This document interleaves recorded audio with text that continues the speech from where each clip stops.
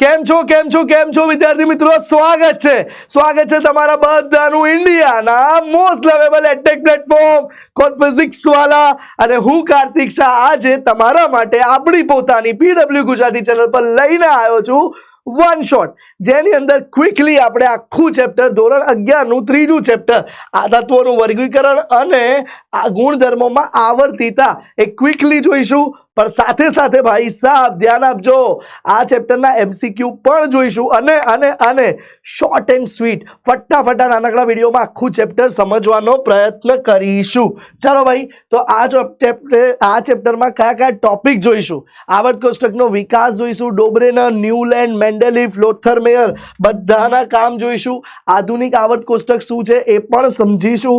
સાથે સાથે 100 કરતાં વધારે પરમાણુ ક્રમાંકવાળા તત્વો છે તો એનું નામકરણ કઈ રીતે થાય એ પણ સમજીશું. સાથે સાથે પરમાણુ ક્રમાંક પરથી તત્વનો વિભાગ, આવર્ત અને સમૂહ કઈ રીતે શોધી શકાય એ પણ સમજીશું. આધુનિક આવર્ત નિયમ પણ સમજીશું. વિકર્ણ સંબંધ, શૂન્ય સમૂહ, લાક્ષણિક તત્વો શું છે એની પર ચર્ચા કરીશું. શિલ્ડિંગ અસર, પરમાણ્વીય ત્રિજ્યા પણ ભણીશું. પરમાણ્વીય કદ, આયનીકરણ એન્થાલ્પી, ઇલેક્ટ્રોન પ્રાપ્તિ એન્થાલ્પી, વિદ્યુત ઋણતા, ઇલેક્ટ્રોન અફિનિટી, હાઇડ્રોક્સાઇડનો ઓક્સાઇડનો સ્વભાવ બધું જ ભણીશું. પણ મેઇન કન્સર્ન સમજી લો, કેમ તત્વનું વર્ગીકરણ કરવું આવશ્યક બની ગયું છે. શરૂઆતમાં 18મી સદીમાં 1800માં માત્ર 31 તત્વો શોધાયા હતા. ત્યારબાદ ધીરે ધીરે 1865માં કુલ 63 તત્વો શોધાઈ ગયા અને હાલમાં વાત કરીએ તો 118 તત્વો જાણીતા છે. હવે ભાઈ, ક્લાસમાં 5 છોકરા હોય તેના નામ, અટક, એના પપ્પાનું નામ, સરનામું બધું મોઢે રાખવું ટીચર માટે શક્ય હતું. પણ હવે જ્યારે ક્લાસમાં 100 છોકરાઓ થઈ જાય તો ટીચર માટેના બધા ગુણધર્મો, બધા લક્ષણો યાદ રાખવા શક્ય નથી. તો પછી ટીચરે class wise, area wise, rank wise સ્ટુડન્ટનું વર્ગીકરણ કરવું પડે. તો આ જ રીતે દરેક તત્વને યાદ રાખવા શક્ય નહોતા, તો પછી તત્વોનું શું કરવું પડ્યું? આપણે વર્ગીકરણ કરવું પડે છે. હાલમાં 118 તત્વ જાણીતા બન્યા અને ત્યારબાદ એમનું વર્ગીકરણ કરવું જ પડે છે. હાલનો ધીરે ધીરે આવર્ત કોષ્ટક શોધવા માટે બહુ બધા વૈજ્ઞાનિકોએ પ્રયત્ન કર્યા અને હાલમાં આધુનિક આવર્ત કોષ્ટક આ તમે જાણો છો જે 4 વિભાગમાં વહેંચાયેલું છે. એસ વિભાગ, પી વિભાગ, વચ્ચોવચ્ચ ડી વિભાગ અને છેક નીચે એફ વિભાગ. તો એની સરસ મજાની આપણે ચર્ચા કરીશું. ક્લિયર છે બેટા? ચલો, તો આજે આગળ વધી જઈએ. સૌથી પહેલા ડોબ્રેનર નામનો વૈજ્ઞાનિક આવ્યો હતો અને એને ત્રિપુટીનો સિદ્ધાંત આપ્યો હતો. ડોબ્રેનરની ત્રિપુટીના સિદ્ધાંતમાં શું હતું? 3 સરખા ગુણધર્મો વાળા તત્વોની ડોબ્રેનરે ત્રિપુટી બનાવી હતી. 3 સરખા ગુણધર્મ વાળા તત્વો હોય તો એના 3 ના જોડકા બનાવ્યા અને એમાં એને ખાસ વાત શું નોંધી હતી? તેમણે નોંધ્યું હતું કે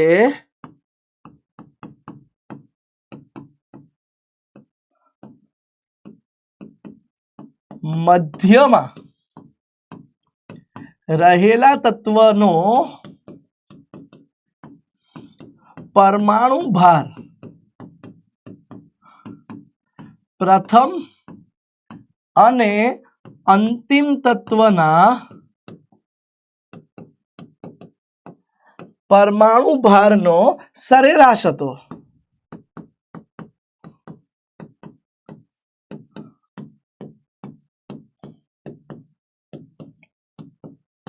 તો ભાઈ શું નોંધ્યું હતું? ભાઈ કે જે મધ્યમાં તત્વ રહેલું છે એનો પરમાણુ ભાર એ પહેલા અને છેલ્લા તત્વના પરમાણુ ભારનો સરેરાશ હતો. અને જુઓ, એમે આ રીતે 3 તત્વોની ત્રિપુટી બનાવી.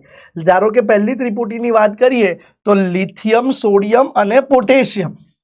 લિથિયમ, સોડિયમ અને પોટેશિયમ. લિથિયમનો પરમાણુ ક્રમાંક 7 છે. પછી જુઓ તમે, પોટેશિયમનો 39 છે. તો એને કીધું કે તમારે સોડિયમનો પરમાણ્વીય ક્રમાંક શોધવો હોય ને તો સોડિયમનો પરમાણ્વીય ક્રમાંક એ વાસ્તવમાં લિથિયમનો પરમાણ્વીય ક્રમાંક અને પોટેશિયમના પરમાણુ ક્રમાંકનો સરેરાશ થઈ જશે.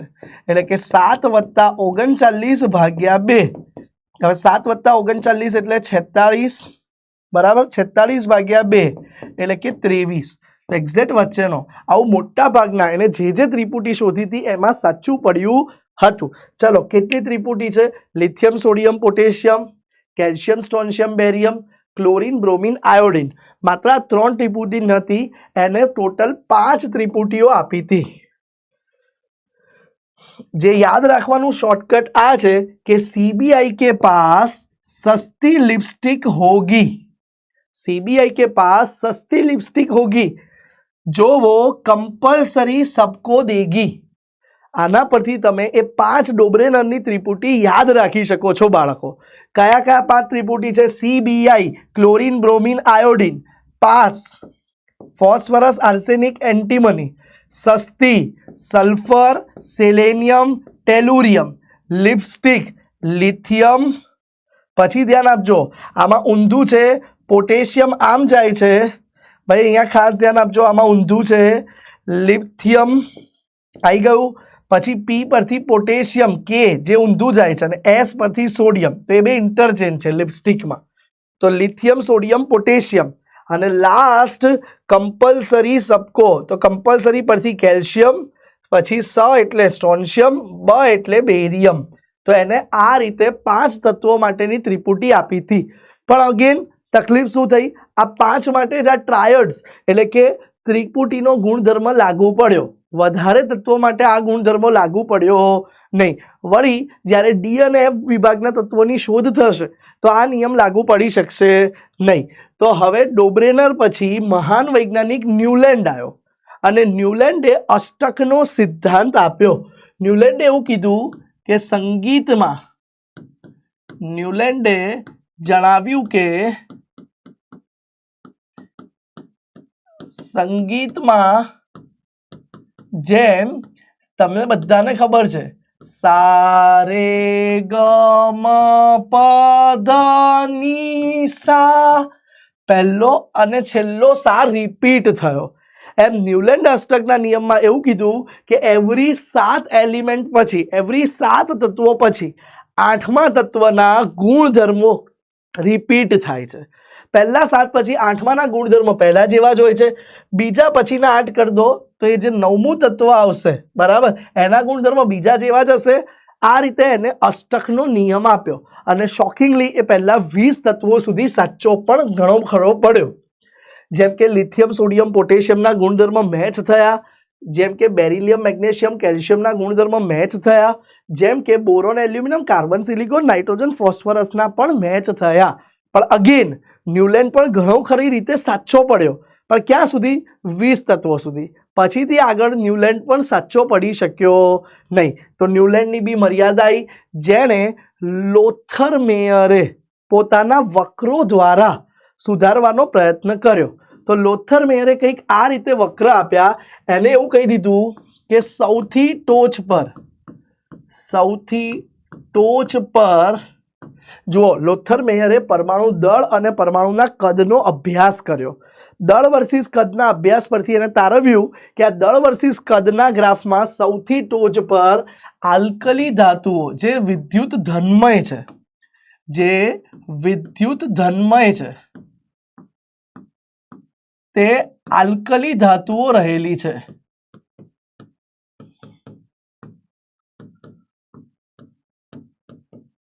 ક્લિયર? જે વિદ્યુત ધન્મય છે. પછી એમને શું કીધું બેટા? આ ટોચ પરથી તમે જ્યારે નીચે ઉતરો છો ત્યારે નીચેની તરફ, ટોચથી નીચેની તરફ વિદ્યુત ધન્મય આલ્કલાઇન અર્ધધાતુ આવેલી છે. ક્લિયર બેટા?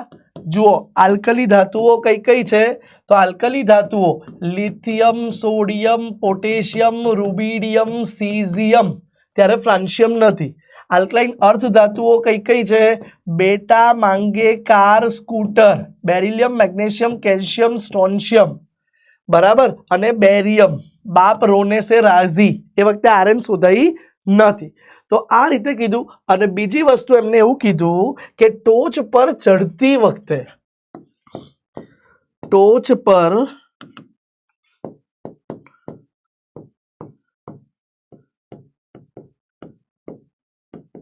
વિદ્યુત ઋણ તત્વો આવેલા છે, વિદ્યુત ઋણ તત્વો આવેલા છે. તો આ જે લોથરમેયર વૈજ્ઞાનિક હતા એને વક્રોના દ્વારા અભ્યાસ કર્યો. વિદ્યુત ઋણ તત્વ આવેલા છે. વિદ્યુત ઋણ તત્વ તમે બધા જાણો જ છો, કયા કયા છે ભાઈ? Fluorine, chlorine, bromine, iodine. તો આ રીતે એના વક્રો દ્વારા અભ્યાસ કર્યો, પણ એ પણ પ્રોપર ક્લાસિફિકેશન કે વર્ગીકરણ આપી શક્યા નહીં. ત્યારબાદ મહાન વૈજ્ઞાનિક, એ વખતના સૌથી ખતરનાક વૈજ્ઞાનિક આવી ગયા, જેને કહેવાય છે દમિત્રી મેન્ડેલિફ. અને સૌથી પહેલા દમિત્રી મેન્ડેલિફ વૈજ્ઞાનિક હતા જેમને પોતાનો આવર્ત નિયમ આપ્યો. તો અહીંયા આપણે જોઈશું મેન્ડેલિફનો આવર્ત નિયમ. ભાઈ ધ્યાન આપી દેજો ખાસ. મેન્ડેલિફ પહેલા વૈજ્ઞાનિક હતા જેમને પોતાના આવર્ત નિયમ આપ્યું અને એમને કીધું કે તત્વના ભૌતિક અને રાસાયણિક ગુણધર્મો, તત્વોના ભૌતિક અને રાસાયણિક ગુણધર્મો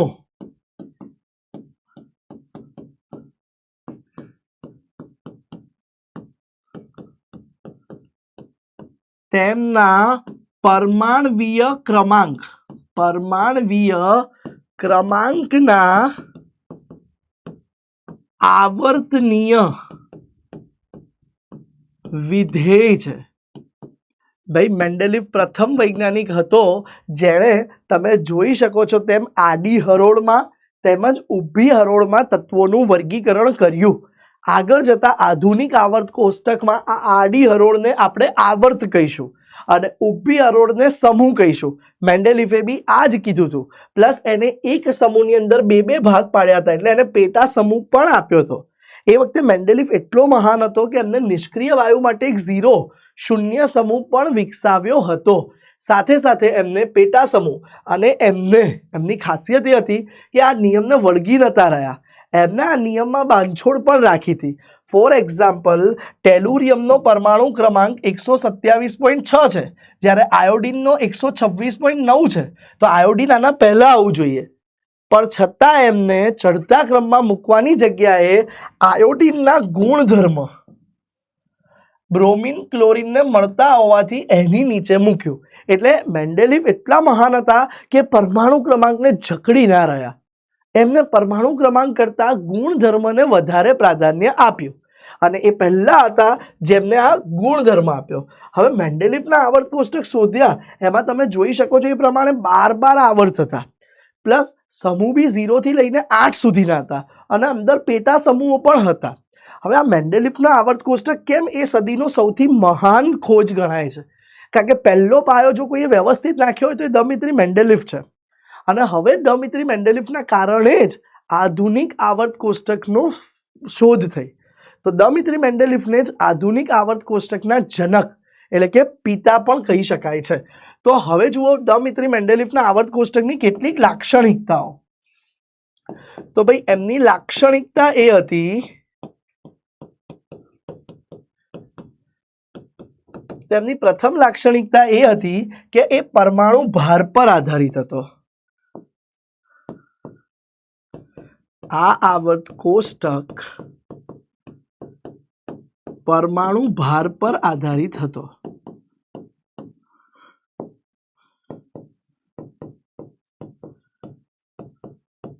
આ એની એક પહેલી લાક્ષણિકતા હતી. બરાબર. તેમાં તે સમયના જાણીતા 63 તત્વો સામેલ કરાયા. એ વખતના જાણીતા બધા 63 તત્વો હતા, એ બધા જાણીતા તત્વો આમાં સામેલ કરાયા. અને ત્રીજી ખાસિયત એ હતા કે તેમને સૌપ્રથમ પદ્ધતિસર વર્ગીકરણ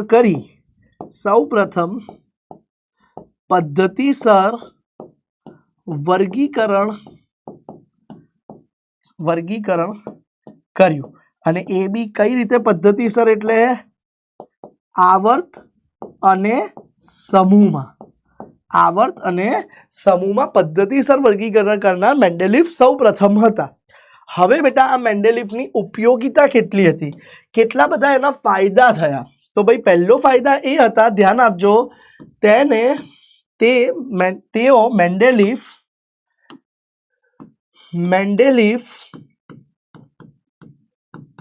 પરમાણુ ભારને વળગી ન રહ્યા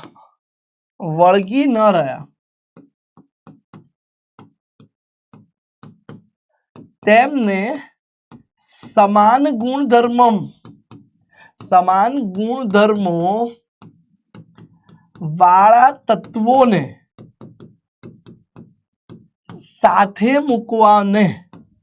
સાથે સમાન સમૂહમાં મૂકવા પર ભાર આપ્યું. મેં તમને આયોડીનનું ઉદાહરણ સમજાયું. ફરી એકવાર જોઈ લો. આ જ આયોડીન જેનો પરમાણ્વીય ભાર ટેલુરિયમ કરતા પણ ઓછો છે, છતાં એમને આયોડીનને અહીંયા મૂકી દીધું. ઉદાહરણ તરીકે આયોડીન, બરાબર, આયોડીનને શેની સાથે મૂક્યું? ક્લોરીન બ્રોમિન સાથે મૂક્યું. આયોડીનને ક્લોરીન અને બ્રોમિન સાથે મૂક્યું. બીજી એમની ખાસિયત એ હતી બેટા, કેમ આટલું પ્રચલિત થયા? તો એ વખતે જે તત્વો નહોતા શોધાયા ને, એના માટે પણ મેન્ડેલિફે ખાલી જગ્યા રાખી હતી અને પાછળથી એ તત્વો પરફેક્ટ શોધાયા. ધ્યાન આપજો, તે સમયે ન શોધાયેલા કે વણ શોધાયેલા તત્વો માટે મેન્ડેલિફે ખાલી જગ્યા છોડી હતી, જેથી ન શોધાયેલા તત્વો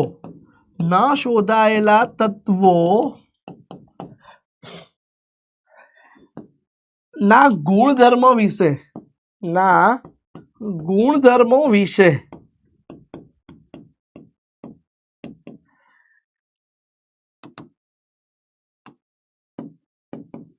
સચોટ આગાહી થઈ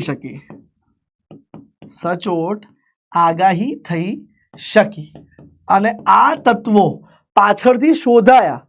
ફોર એક્ઝામ્પલ, ધ્યાન આપી દો બેટા, એમને એલ્યુમિનિયમની નીચે, હું તમને બતાવી દઉં, ધ્યાન આપજો, એલ્યુમિનિયમની નીચે અને ગેલિયમની નીચે ખાલી જગ્યા રાખી હતી અને પાછળથી એ તત્વો અહીંયા જોઈ લો.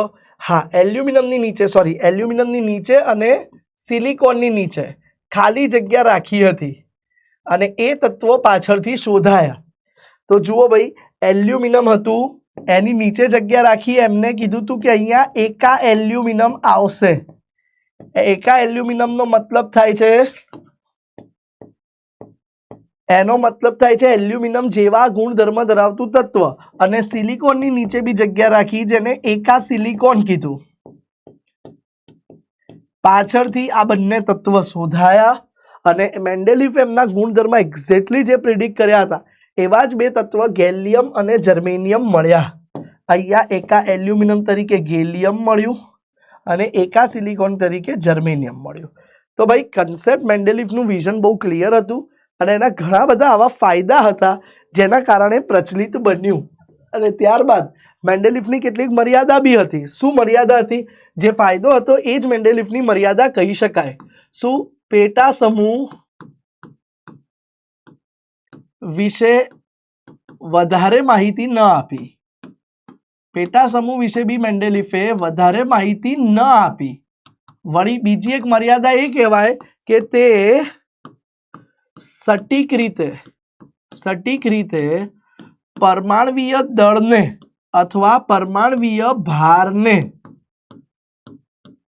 વળગીને ન રહ્યા. આ એક એમની મર્યાદા જ કહી શકાય. તો એ પરમાણ્વીય ભારને વળગીને ના રહ્યા એના કારણે થોડું એમના આવર્ત કોષ્ટકમાં ખામી કહી શકાય છે. પણ હવે મહાન વૈજ્ઞાનિક હેનરી મોઝેલે આવ્યા. હેનરી મોઝેલેએ શું કર્યું હતું ભાઈ? ભાઈ હવે ધ્યાન આપજો, અહીંયા આ હેનરી મોઝેલે જે હતા ને એ લેટેસ્ટ મહાન વૈજ્ઞાનિક હતા અને આધુનિક આવર્ત કોષ્ટક માટે જે મેઇન મેન્ડેલિફના આવર્તનીય વિધેયમાં વ્યાખ્યા બદલાઈ હતી ને એનો ફાળો હેનરી મોઝેલેને જાય છે. તો હેનરી મોઝેલે અલગ અલગ તત્વો માટે હેનરી મોઝેલે ભિન્ન તત્વો પર ભિન્ન આવૃત્તિ વાળો પ્રકાશ આપાત કરી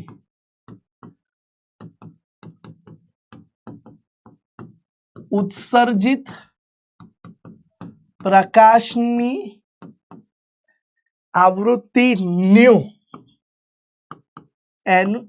નું વર્ગમૂળ. ભાઈ શું કર્યું? એને અલગ અલગ તત્વો લીધા, એની પર પ્રકાશ માર્યો, અમુક શોષાયો, બાકીનો ઉત્સર્જિત થયો. તો જે ઉત્સર્જિત થતા હતા એ પ્રકાશની આવૃત્તિનું વર્ગમૂળ ન્યુ લીધું વિરુદ્ધ પરમાણ્વીય ક્રમાંક પહેલા પરમાણ્વીય ભારનો આલેખ દોર્યો, પરમાણ્વીય ભારને એ કહીએ છીએ, તથા પરમાણ્વીય ક્રમાંક જેને આપણે ઝેડ કહી દઈએ છીએ. તો એ અને ઝેડ ના જુદા જુદા ગ્રાફ દોર્યા, ના ભિન્ન આલેખ દોર્યા.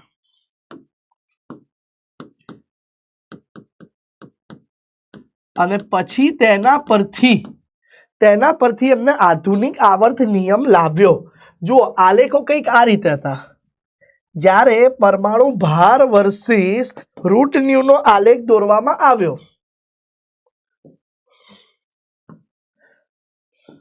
બરાબર, અહીંયા લઈ લઉં છું રૂટ ન્યુ, આ બાજુ લઈ લઉં છું પરમાણ્વીય ભાર, અને બીજી બાજુ હું આલેખ દોરીશ બેટા પરમાણ્વીય ક્રમાંક વિરુદ્ધ રૂટ ન્યુ. ચાલો ધ્યાન આપી દેજો. આ બાજુ પરમાણ્વીય ભાર લઈ લીધો છે, અહીંયા આપણે ઝેડ લઈ લઈએ પરમાણ્વીય ક્રમાંક. કેમ? મોઝેલે પરમાણ્વીય ભારની જગ્યાએ આધુનિક આવર્ત નિયમમાં પરમાણ્વીય ક્રમાંકને ફિટ કર્યો. મોઝેલે કીધું મેન્ડેલિફ તારા તારણો બધા સાચા છે, તારા આવર્ત નિયમ પણ સાચો છે, પણ જે પરમાણ્વીય ભાર કીધું તું ને એમાં તો ગ્રાફ સીધી રેખા નથી આવતો, આમ કંઈક આવે છે, આમ વક્ર આવે છે. તો એટલે ડાયરેક્ટલી સમપ્રમાણમાં તું નહીં કહી શકે. એની જગ્યાએ તું પરમાણ્વીય ક્રમાંક વર્સિસ ન્યુ વર્સિસ પરમાણ્વીય ક્રમાંકનો આલેખ દોર, તો એક્ઝેક્ટ સીધી રેખા આવે છે. એટલે કે પરમાણ્વીય ક્રમાંક ગુણધર્મ સાથે રેખીય રીતે વધે છે. અને હેનરી મોઝેલે આધુનિક આવર્ત નિયમમાં થોડો ફેરફાર કર્યો. મેન્ડેલિફે કીધું તું, તમે જોઈ શકો છો કે તત્વના ભૌતિક ને રાસાયણિક ગુણધર્મ તેમના પરમાણ્વીય ભારના, સોરી અહીંયા ભૂલ છે, એક મિનિટ સુધારજો. મેન્ડેલિફે કીધું તું પરમાણ્વીય ભારના આવર્તનીય વિધેય છે, પરમાણ્વીય ભારના આવર્તનીય વિધેય છે, પણ એમાં ફેરફાર કોને કર્યો? ભાઈ ધ્યાન આપજો, મેં નીચે જો અહીંયા બરાબર લખ્યું હતું પરમાણુ ભાર પર આધારિત હતો, એમાં ફેરફાર કર્યો હવે હેનરી મોઝેલે. અને હેનરી મોઝેલે શું કીધું બેટા? ધ્યાન આપજો. હેનરી મોઝેલે કહી દીધું કે આધુનિક આવર્ત નિયમ થોડો બદલો. તો હેનરી મોઝેલે આધુનિક આવર્ત નિયમ મેન્ડેલિફના નિયમમાં જ થોડા સુધારા વધારા કરીને આપ્યો, અને એમને આધુનિક આવર્ત નિયમ કંઈક આ રીતે આપ્યો. ધ્યાન આપજો કે તત્વોના ભૌતિક અને રાસાયણિક ગુણધર્મો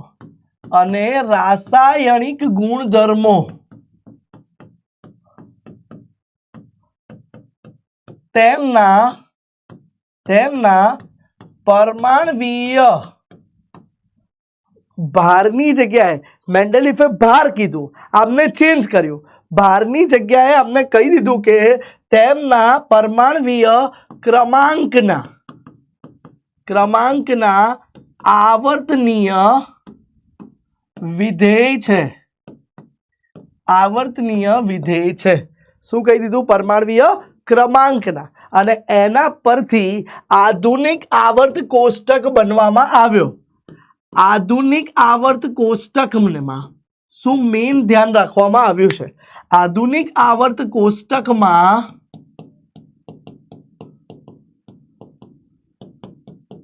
તત્વોને 4 વિભાગ અને 4 વિભાગ સાથે સાથે ધ્યાન આપજો, તત્વોને 4 વિભાગ અને કેટલા સમૂહ?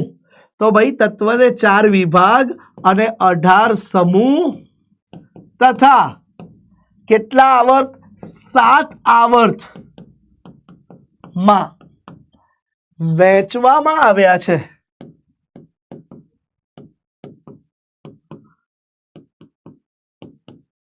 કુલ 118 તત્વોને સરસ મજાની રીતે 4 વિભાગમાં વહેંચવામાં આવ્યા છે. તો વિભાગ 4 કયા કયા છે બેટા? તો 4 વિભાગમાં કક્ષકોના નામ પરથી 4 પ્રકારની કક્ષકો હોય છે, S, P, D અને F. તો આમ 4 વિભાગમાં વહેંચવામાં આવ્યા, S, P, D અને F. હવે અહીંયા એમને શું ધ્યાન રાખ્યું હતું? ધ્યાન આપો. તત્વના પરમાણુની ઇલેક્ટ્રોન રચનામાં છેલ્લો ઇલેક્ટ્રોન જે કક્ષકમાં દાખલ થાય તે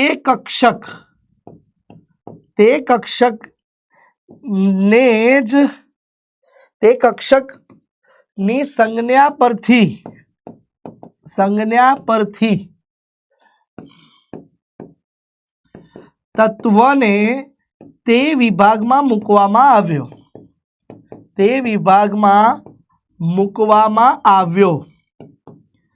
ધ્યાન આપી દેજો ભાઈ.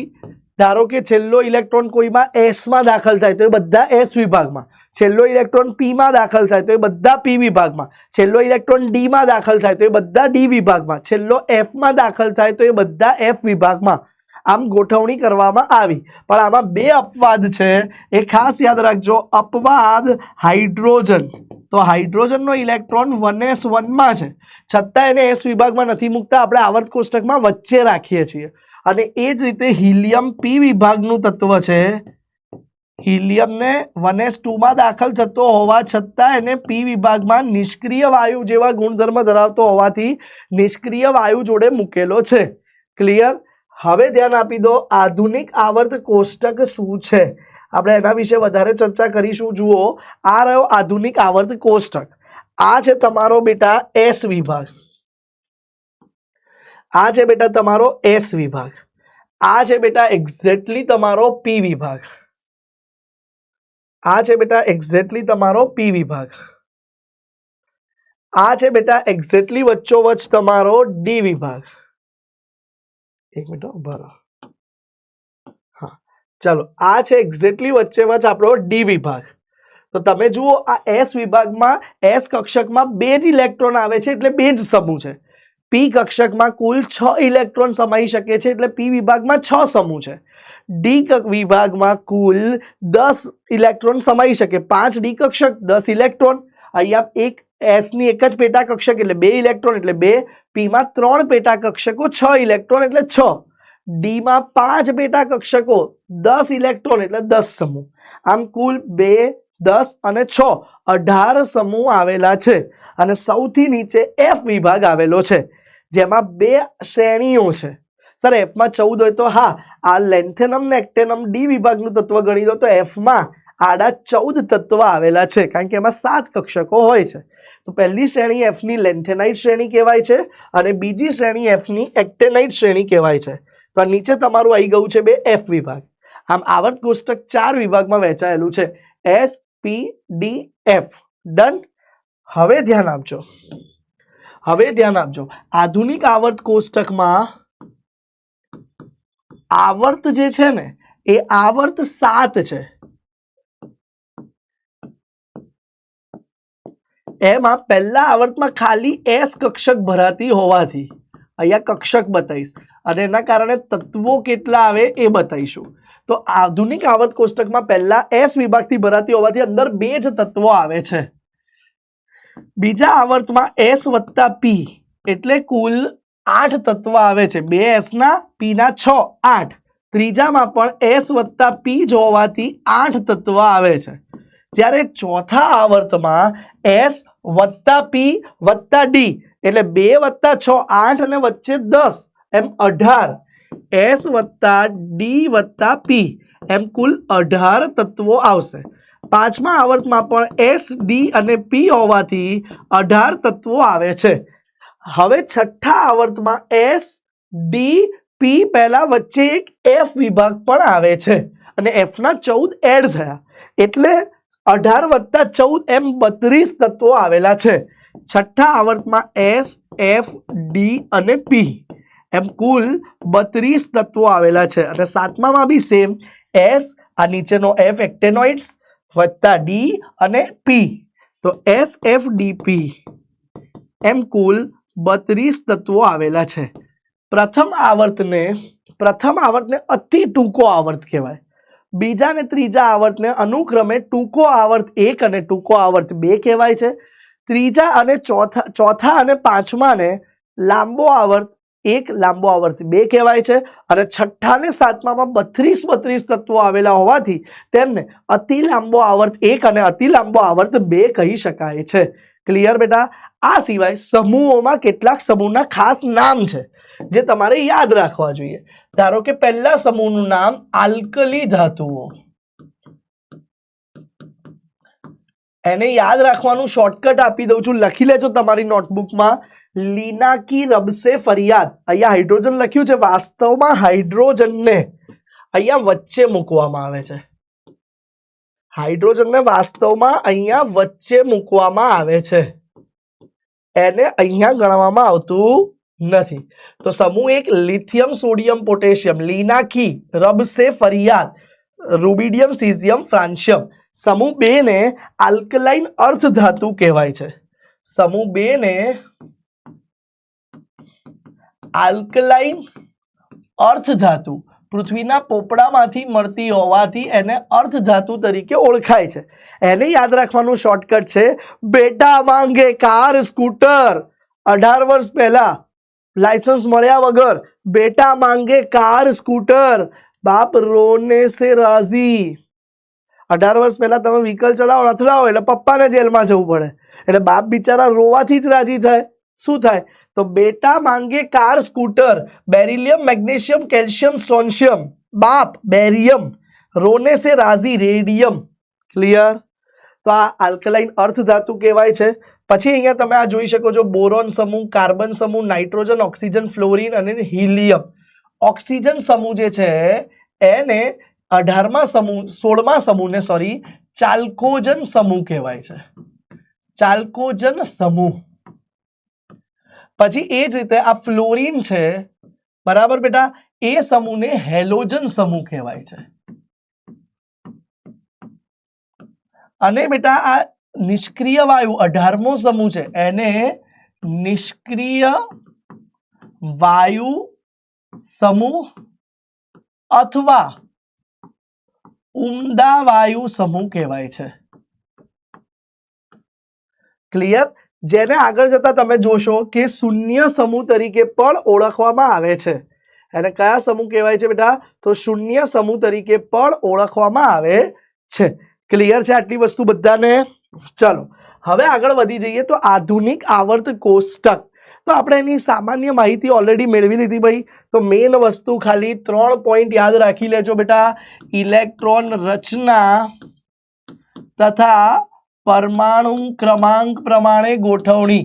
પરમાણુ ભાર રેન્ડમ વધતો હતો, 1 પછી સીધા 4, 4 પછી સીધા 7 એમ રેન્ડમ વધતો હતો. પરમાણુ ક્રમાંક રેખીય રીતે 1 2 3 અપ ટુ 118 વધે છે. તો મેઇન ઇલેક્ટ્રોન રચના તથા પરમાણુ ક્રમાંકના ચડતા ક્રમમાં ગોઠવણી. અગ્રી કરો છો? હા સર, ચડતા ક્રમમાં પરફેક્ટલી ગોઠવણી અલાઈન છે. સાથે સાથે બીજી શું વસ્તુ જોઈ શકાય છે? ધ્યાન આપજો, ચડતા ક્રમમાં ગોઠવણી છે, પરફેક્ટ છે. 4 વિભાગ. કયા 4 વિભાગ? S P D F. 8 સમૂહ જે ઊભા છે, ઊભા સ્તંભને સમૂહ કહેવાય છે. 7 આવર્ત, આડી હરોળને આવર્ત કહેવાય છે.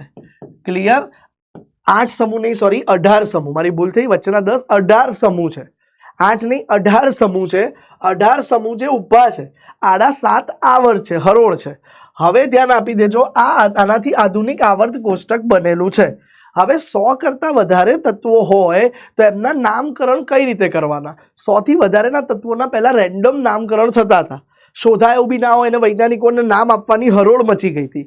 તો હવે 100 થી વધારે તત્વોના પ્રોપરલી નામ આપવા માટે IUPAC એ એક પદ્ધતિ બનાવી અને એમને કીધું કે આ સિક્વન્સ યાદ રાખો. 0 નંબરને નીલ કહી દો, એની સંજ્ઞા N. 1 નંબરને અન, નાના છોકરાઓ 1 ને કે ને અન, તો અન કહી દો U. 2 નંબરને બાય કહી દો, B સંજ્ઞા એની. 3 નંબરને ટ્રાય કહી દો, T સંજ્ઞા એની. 4 નંબરને ક્વાડ, તો એની સંજ્ઞા Q. 5 નંબરને પેન્ટ, એની સંજ્ઞા P. 6 નંબરને હેગ્સ, એની સંજ્ઞા H. 7 નંબરને સેપ્ટ, એની સંજ્ઞા S. 8 નંબરને ઓક્ટ, એની સંજ્ઞા O લઈ લો. 9 નંબરને N કહી દો, એની સંજ્ઞા E લઈ લો. આના પરથી એ લોકોએ કીધું કે આ નામની સંજ્ઞા લઈ લો કોઈ અને પાછળ IUM પ્રત્યય લગાવી દો અને નામકરણ કરી દો. ધારો કે તમારે 112માં તત્વનું નામ જાણવું છે, તો 112, તો એક માટે અન, બીજો એક આવ્યો તો એના માટે ફરી અન, ત્રીજું 2 છે તો અન બી, પછી પાછું IUM, તો 2 વાર આઈ ના આવે તો IUM, તો અન બીયમ. આનું નામ શું થઈ જશે બેટા? અન બીયમ. ધારો કે હવે મારે 114માં તત્વનું નામ કરવું છે, તો 114માં તત્વનું નામ થઈ જશે 1 એટલે અન, ફરીથી 1 એટલે અન અને 4 એટલે ક્વાડ, તો અન ક્વાડિયમ. આ રીતે નામ થાય. હા, તમે 3 લેટરની સંજ્ઞાથી બી બતાવી શકો, UUB, આનું થઈ જશે UUQ. તો આ રીતે પણ નામકરણ કરી શકો છો. પછી ઘણા બધા વૈજ્ઞાનિકોએ તત્વોએ શોધ્યા, પછી જે તે દેશ વૈજ્ઞાનિકોના નામ પરથી એના નામ આપવામાં આવ્યા. ફોર એક્ઝામ્પલ, મેન્ડેલિફની ખોજ બહુ વિશિષ્ટ હતી, તો મેન્ડેલિફના નામ પરથી તત્વ નંબર 101ને મેન્ડેલિવિયમ નામ આપવામાં આવ્યું. પછી એ જ રીતે 102 ને નોબેલિયમ, 103 ને લોરેન્શિયમ, 104 ને રુથોડફોર્ડિયમ, પછી 106 ને યાદ રાખજો સિબોર્ગિયમ. જે અંડરલાઈન કરું છું એ ખાસ ઇમ્પોર્ટન્ટ છે, કેમેસ્ટ્રીને લગતા છે એટલા યાદ રાખવું જ પડે. 107 ને બોરિયમ. તમે જુઓ એમના નામ જોઈ શકો છો આ રીતે. ક્લિયર? આ નામ તમને આવડી જાય છે. હવે પછી યાદ રાખજો બેટા, યસ, રોન્ટજેનિયમ, દર્મસ્તાદિયમ, પછી કોપરનિશિયમ, પછી છેલ્લે 113 થી 118 ના નામ તો એમને પણ આપણે યાદ રાખતા હોઈએ છીએ. નિહોનિયમ, ફ્લેવોરિયમ, મોસ્કોવિયમ, લિવરમોરિયમ, ટેન્નેસિન અને ઓગ્નેશન. ક્લિયર? તો આ રીતે 118 તત્વોના નામ છે. તો ભાઈ આવા કોઈ નામ પૂછે તમને 109 નું, તો તમે સીધું ટેકનિકથી તો આવડવું જ જોઈએ. 1 એટલે અન, 0 એટલે નીલ, 9 એટલે શું થતું હતું ભાઈ? યાદ કરો, એન, તો અનનીલ એનિયમ, પાછળ IUM લગાવવાનું ભૂલવાનું નહીં. ટૂંકું 3 અક્ષરનું નામ કે તો UNE, UNE નામ પણ થાય છે. ક્લિયર આટલી વસ્તુ? ચાલો હવે પરમાણુ ક્રમાંક પરથી કોઈ તત્વનો તમને પરમાણુ ક્રમાંક કહી દે તો તમે એના પરથી એનો આવર્ત વિભાગ સમૂહ કઈ રીતે નક્કી કરી શકો. તો ધ્યાન આપી દેજો બેટા, પરમાણુ ક્રમાંક પરથી તત્વનો વિભાગ સમૂહ કે આવર્ત નક્કી કરવા તત્વની ઇલેક્ટ્રોન રચના જોવી પડે, ત્યારબાદ નક્કી થઈ શકે છે. બે વસ્તુ આવડવી જોઈએ. તમને એક તો મેજિક નંબર આવડવો જોઈએ. મેજિક નંબર કયો હતો? જે તે આવર્તમાં રહેલા તત્વની સંખ્યા. તો મેજિક નંબર છે 288. આને મેજિક નંબર કહેવાય છે. ધ્યાન આપજો, આ એનસીઈઆરટી માં બરાબર નથી આપ્યું, આપણે સમજાવી દઈએ. આને મેજિક નંબર કહેવાય છે 288 18 32 32. આનાથી તમને બધું ખ્યાલ આવી જશે. ધારો કે તમને એવું પૂછે છે કે Z બરાબર 35મું તત્વ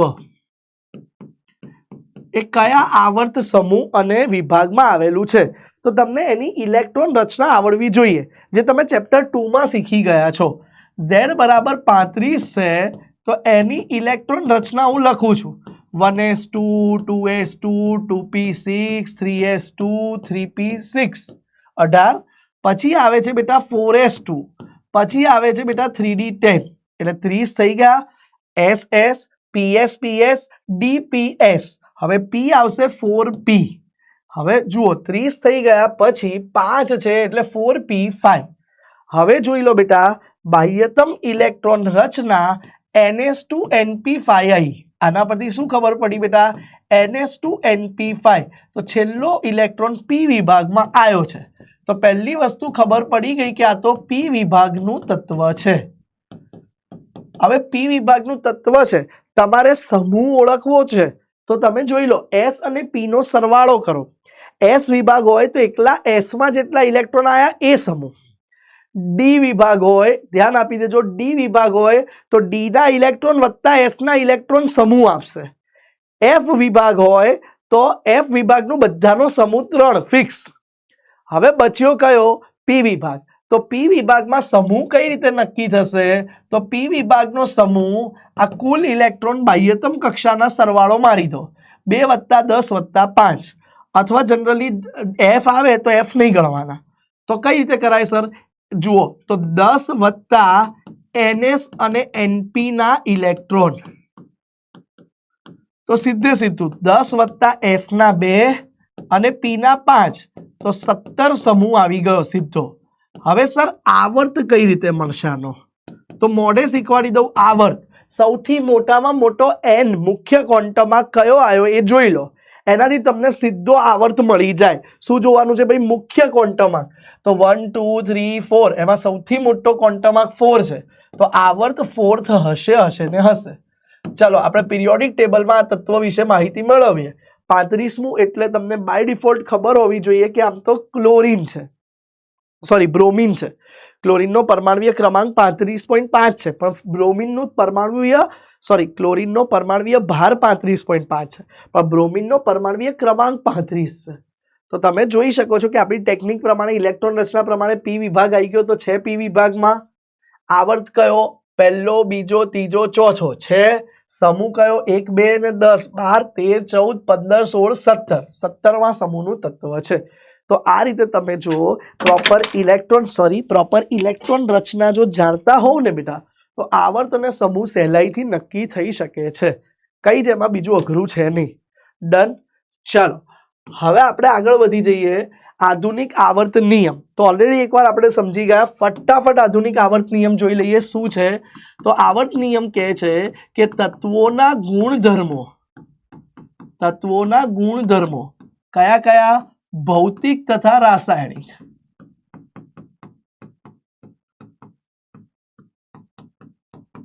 એ તેમના, ભાઈ મેન્ડેલિફે કીધું તું પરમાણુ ભાર, મોઝેલેએ સુધારી કરી લખ્યું પરમાણુ ક્રમાંક.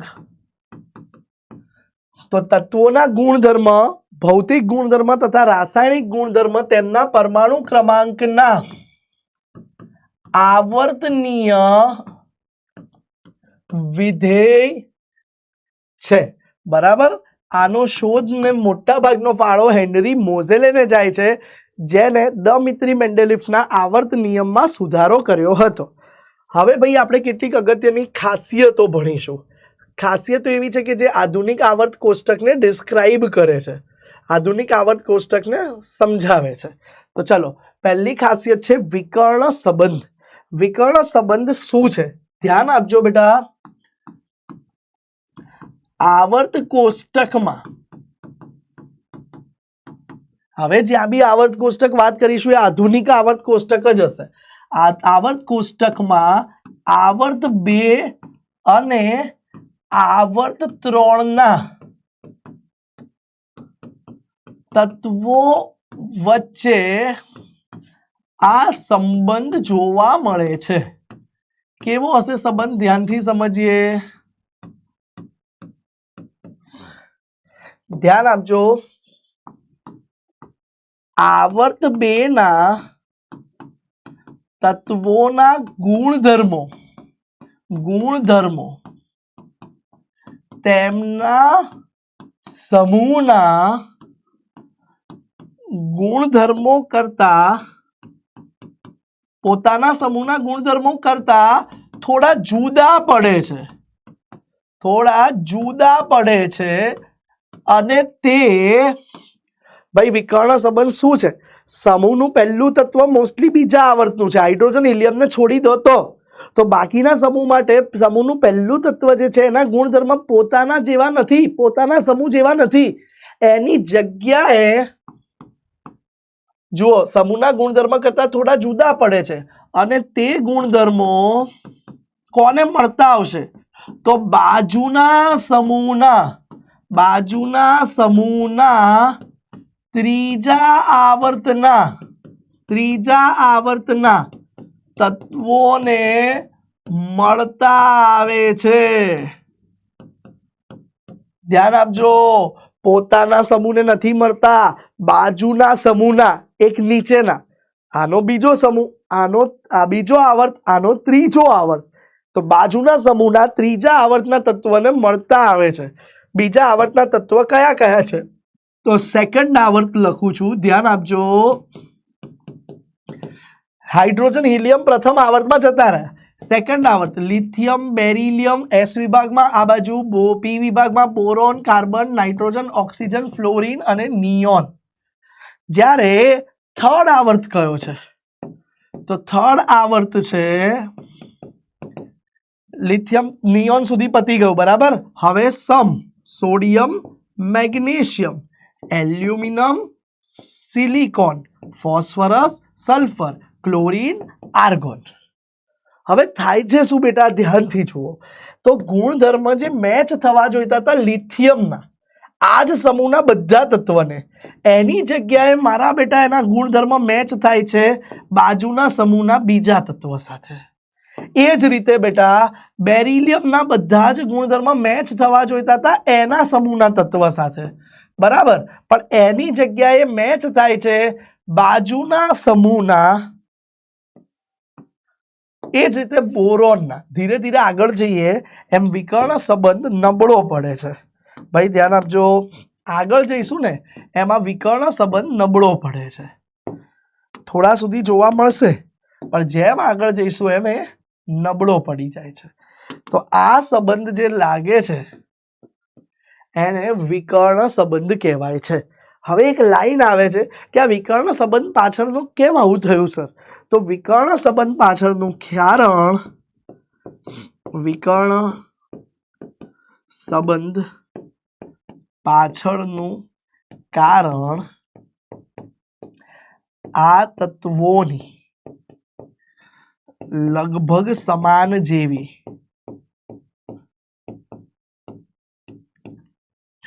પરમાણવીય ત્રિજ્યા છે. પરમાણવીય ત્રિજ્યા છે. તો જે લગભગ સમાન જેવી પરમાણવીય ત્રિજ્યા ધરાવે છે ને એના કારણે આ સંબંધ જોવા મળે છે. ક્લિયર છે બેટા આટલી વસ્તુ? ચલો હવે પહેલા વાત કરી લઈએ. આગળ આપણે શૂન્ય સમૂહ કોને કહેવાય છે? ભાઈ ધ્યાન આપજો. હવે આ બહુ જ ઇમ્પોર્ટન્ટ વસ્તુ શીખવાડવા જઈ રહ્યો છું. શૂન્ય સમૂહ કોને કહેવાશે? બરાબર. તો ભાઈ 18મો સમૂહ કયો આવશે ભાઈ? સમૂહ 18, જેને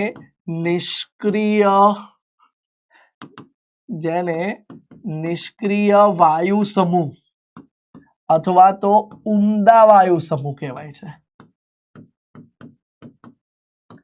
તો આ જ સમૂહના તત્વોને શૂન્ય સમૂહ પણ કહેવાય છે. આ જ સમૂહના તત્વોને શૂન્ય સમૂહ પણ કહેવાય છે, જેમાં સૌથી વધારે વાયુઓ આવેલા છે.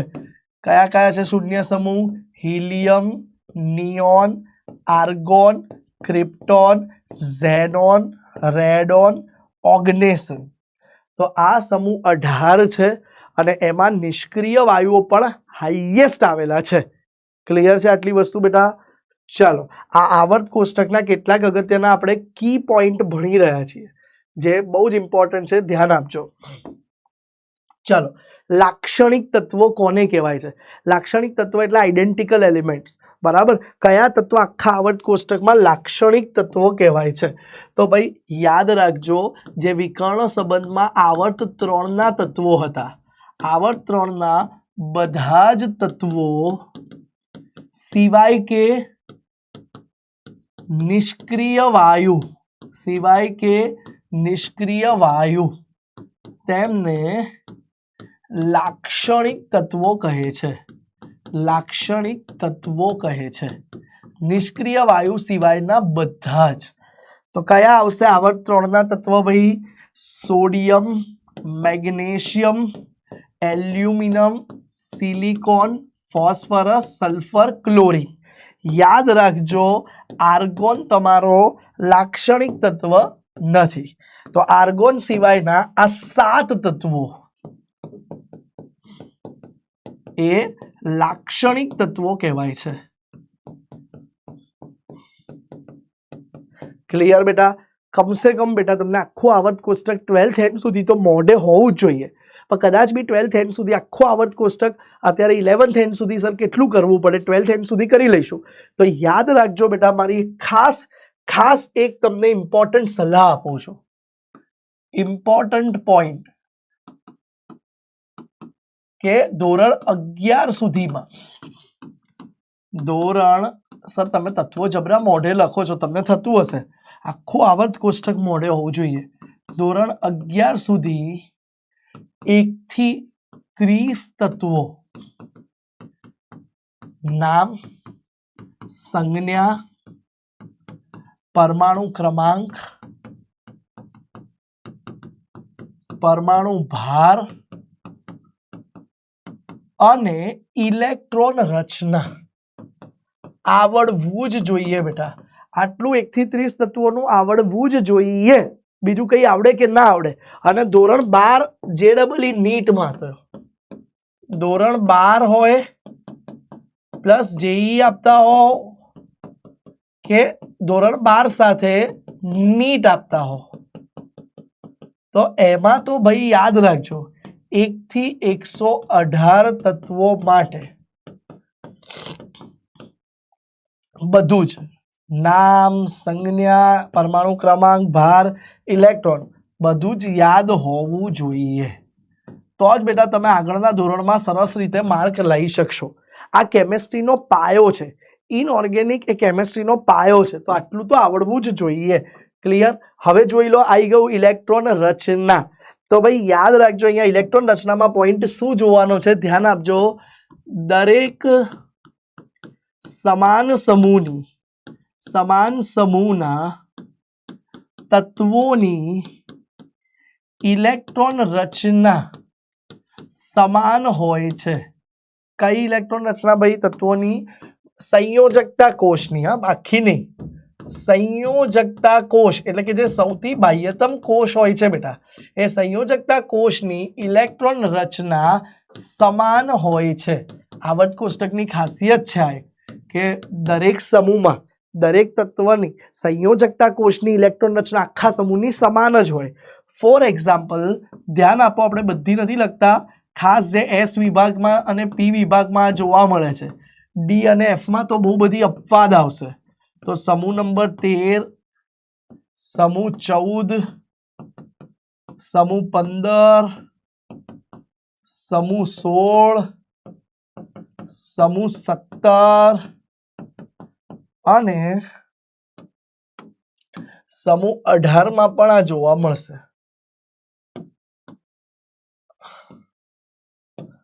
અને સમૂહ 18 તો આ બધાની સંયોજકતા કોષની ઇલેક્ટ્રોન રચના સમાન હશે.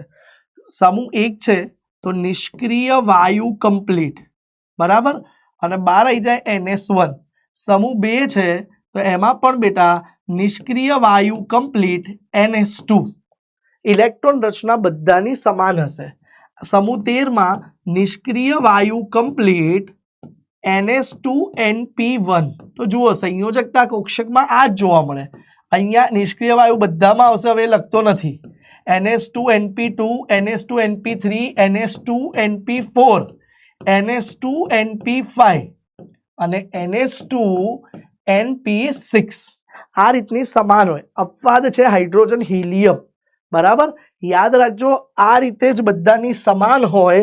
હા, ઘણા બધા અપવાદ મળે છે પણ મુખ્ય અપવાદ કોણ છે? તો મુખ્ય અપવાદ છે હાઇડ્રોજન અને હિલિયમ. શું છે ભાઈ? તો તેઓની ઇલેક્ટ્રોન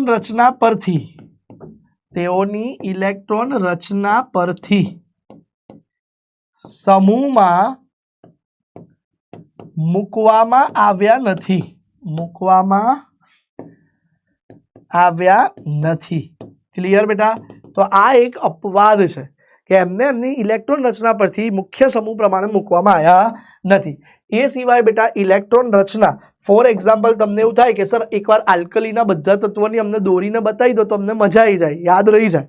તો ચલો ધારો કે હું તમને કોઈ પણ એક સમૂહની બતાવી દઉં તો આલ્કલી સમૂહ, બરાબર, જેને સમૂહ 1 કહેવાય છે. કયા કયા તત્વો આવેલા છે? Lithium, sodium, potassium, rubidium, caesium, francium. લીનાકી રબસે ફરિયાદ. પરમાણ્વીય ક્રમાંક તમને આવડવા જોઈએ. લિથિયમનો ખબર હોય 3 છે, સોડિયમનો ખબર હોય 11 છે, 8 ઉમેરાયા. પોટેશિયમમાં બી તમે જુઓ, હવે પિરિયોડિક ટેબલ ધ્યાનથી જોજો, અહીંયા મેજિક નંબર કઈ રીતે કામ કરે છે ધ્યાનથી જોઈ લો. તો 3 પછી 11, 8 ઉમેરાયા. 11 પછી 19 આવે, એમાં બી 8 ઉમેરાય. કેમ? તો 11 અને 19 વચ્ચે જુઓ તમે 8 તત્વ આવે છે. તો અહીંયા યાદ રાખજો મેજિક નંબર થઈ જશે, 2 નહીં આવે, +8 પછી આવશે બેટા +18 અને પછી છેલ્લામાં આવશે +32. છેલ્લામાં કેમ 32 આવશે ફ્રાન્સિયમમાં? તો અહીંયા બેરિયમ, પછી વચ્ચે આ F વિભાગ આખો આવશે 2, આ F વિભાગ અને પછી ફ્રાન્સિયમ આવે એટલે +32 આવે છે. તો અહીંયા ધ્યાન આપજો. અહીંયા હવે રૂબિડિયમનો Z કેટલો થશે?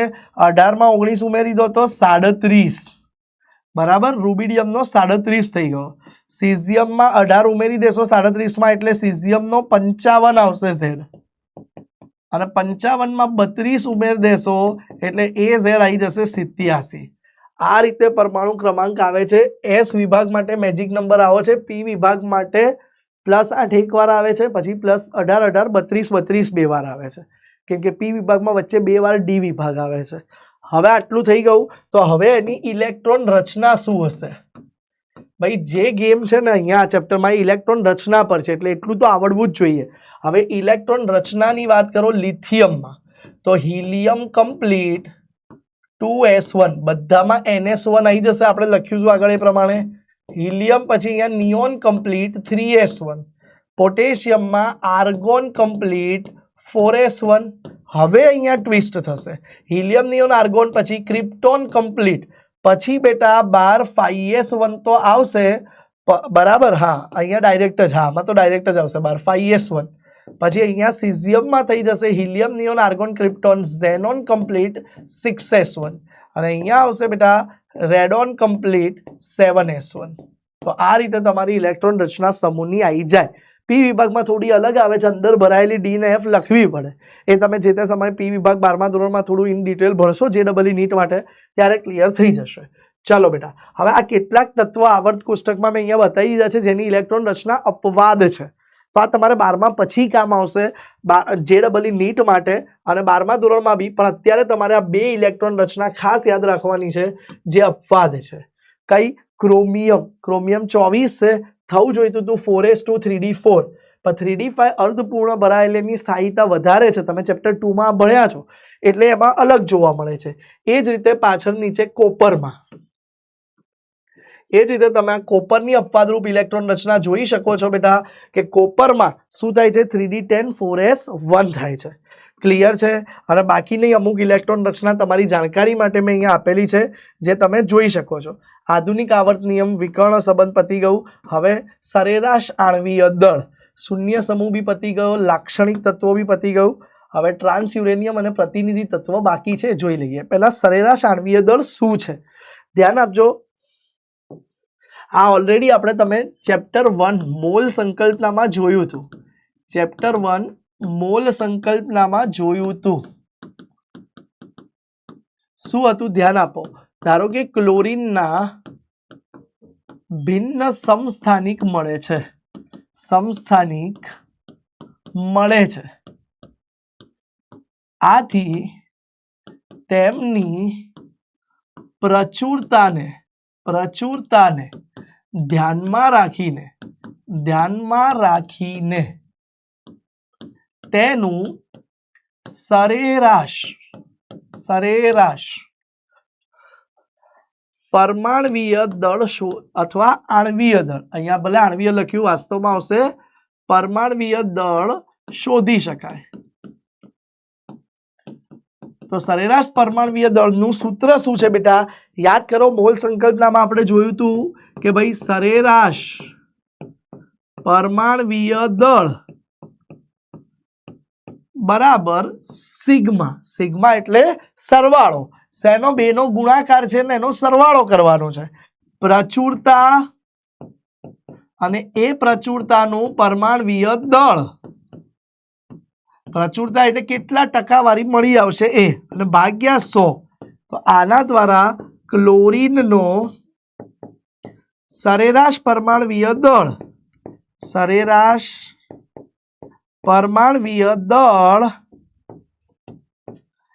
35.5 મળે છે. ક્લિયર બેટા? ક્લોરીનનું સરેરાશ પરમાણ્વીય દળ શું મળી જાય છે બેટા આપણને? 35.5. કહીએ એનામાં ન્યુટ્રોન કે પ્રોટોન અડધો કપાયેલો હોતો નથી, પણ એની પ્રચુરતાના આધારે આવું સરેરાશ પરમાણ્વીય દળ 35.5 મળે છે. હવે વાત કરીશું આપણે આગળ ટ્રાન્સ યુરેનિયમ તત્વોની. ચલો,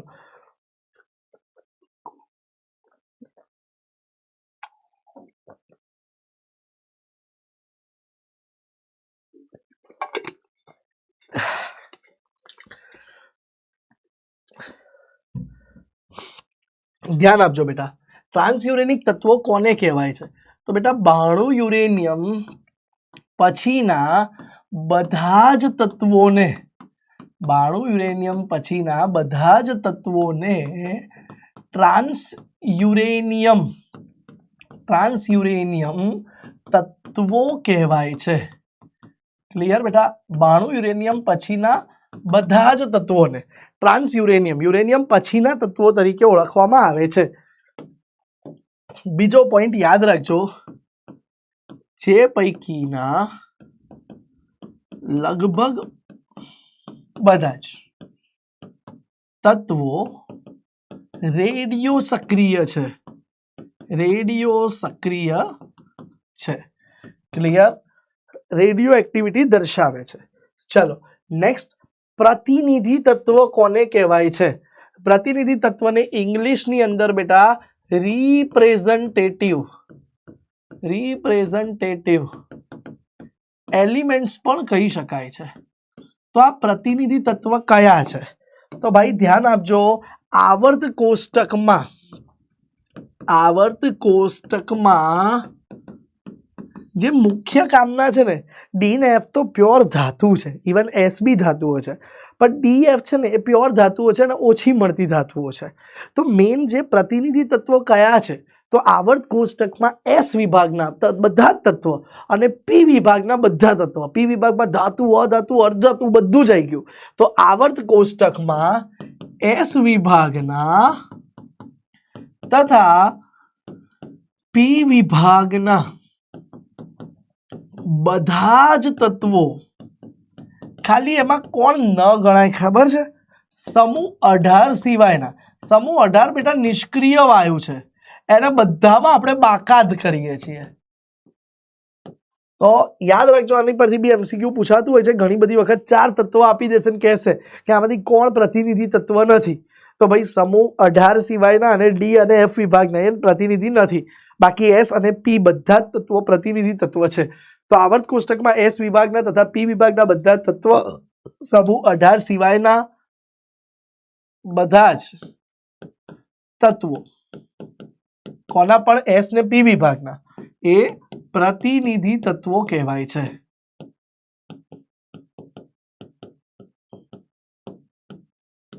ચલો ક્લિયર છે આટલો કન્સેપ્ટ. હવે આગળ વધી જઈએ નેક્સ્ટ પેજ પર. સ્ક્રીનિંગ અસર અથવા તો શિલ્ડિંગ અસર. બેટા આ સ્ક્રીનિંગ અને શિલ્ડિંગ બહુ જ મહત્વનો પોઈન્ટ છે. બહુ જ ધ્યાનથી સમજીશું.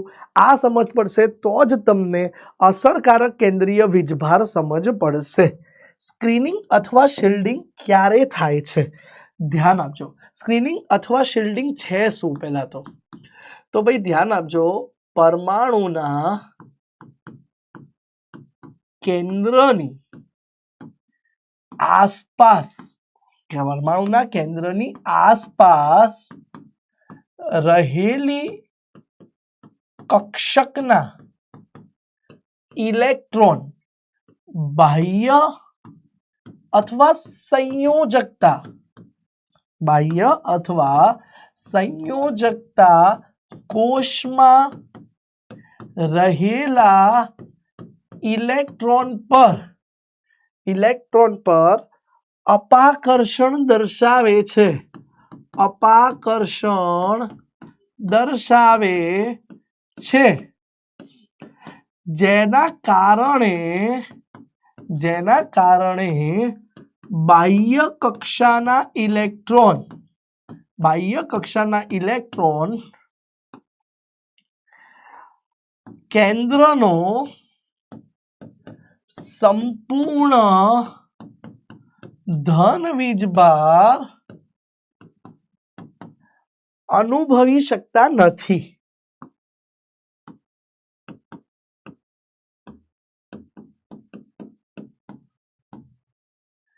આ અસરને, આ ઘટનાને શિલ્ડિંગ અસર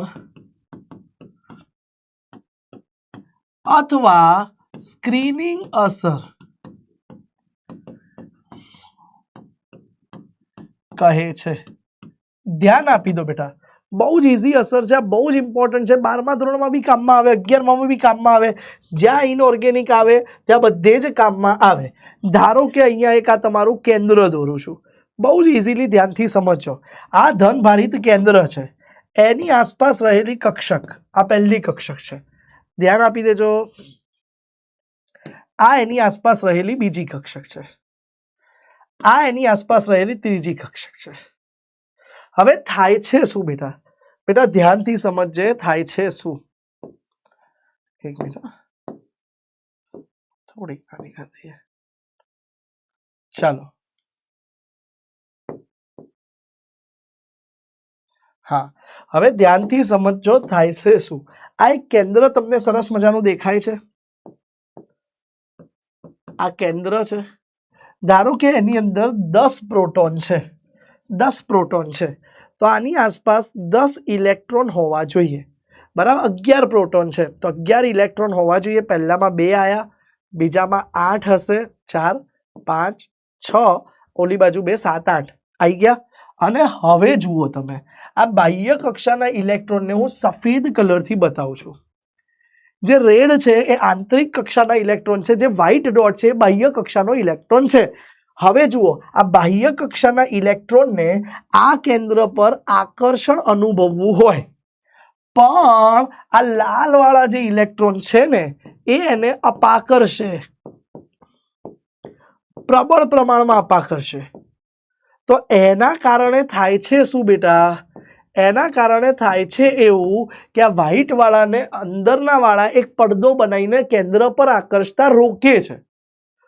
સ્કૂલમાં સર પ્રેક્ટિકલ કરાવે છે. સરની પહેલા રાઉન્ડમાં ફરતે 10 વિદ્યાર્થી છે, બીજા પાછળના રાઉન્ડમાં 20 વિદ્યાર્થી છે. તો પહેલા 10 વિદ્યાર્થીને પ્રેક્ટિકલ બરાબર દેખાશે, પણ બીજા પાછળવાળા 20 વિદ્યાર્થીને ઓલા 10નું એક આવરણ નડશે.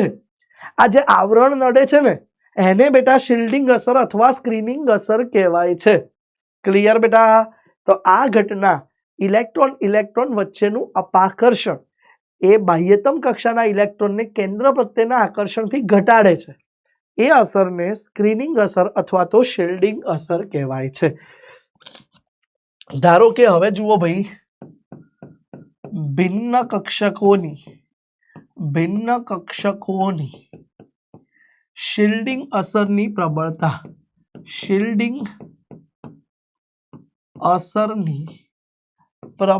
કઈ રીતે હોય છે? તો એની શિલ્ડિંગ અસરની પ્રબળતા કંઈક આ રીતે હોય છે. ધ્યાન આપજો. એસ કક્ષક સૌથી વધારે શિલ્ડિંગ કરે. કેમ? એસ કક્ષક સંપૂર્ણ ગોળાકાર છે, એનું કેન્દ્ર પર પેનિટ્રેશન એટલે કે આકર્ષણ વધારે છે. તો એસ કક્ષક સૌથી વધારે અપાકર્ષણ કરે, એસ ના ઇલેક્ટ્રોન સૌથી વધારે શિલ્ડિંગ કરે, પી ના ઇલેક્ટ્રોન શિલ્ડિંગ ઓછું કરે, ડી ના ઇલેક્ટ્રોન ઓછું કરે અને એફ ના ઇલેક્ટ્રોન સૌથી ઓછું શિલ્ડિંગ કરે છે. ક્લિયર? તો શિલ્ડિંગ અસરના કારણે હવે એક લાસ્ટ પોઈન્ટ અહીંયા ખાસ લખી દઈએ આપણે કે ભાઈ શિલ્ડિંગ અસરના કારણે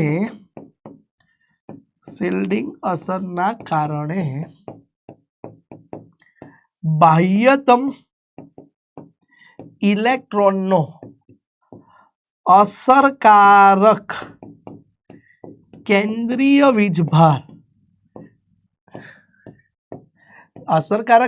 વીજભાર એટલે જેટલો ખરેખર એને ફીલ થાય છે હોવો જોઈએ એ તો 11 પ્રોટોન હોય તો 11 જેટલો જ ફીલ થવો જોઈએ, પણ હવે અહીંયા અસરકારક કેન્દ્રીય વીજભાર ઘટે છે,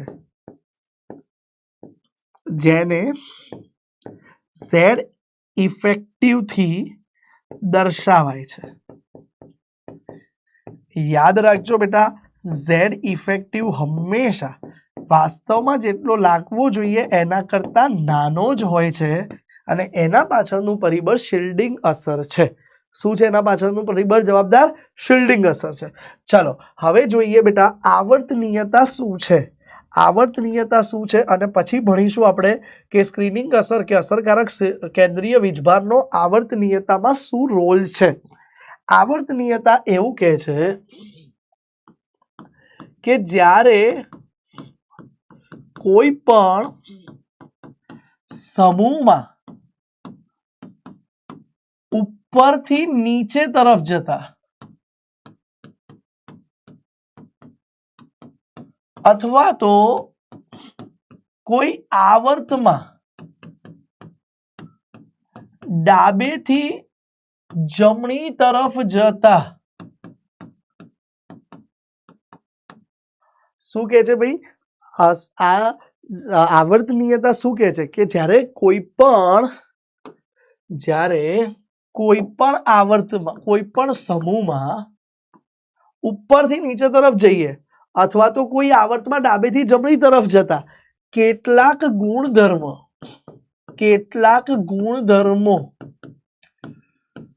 સુવ્યવસ્થિત રીતે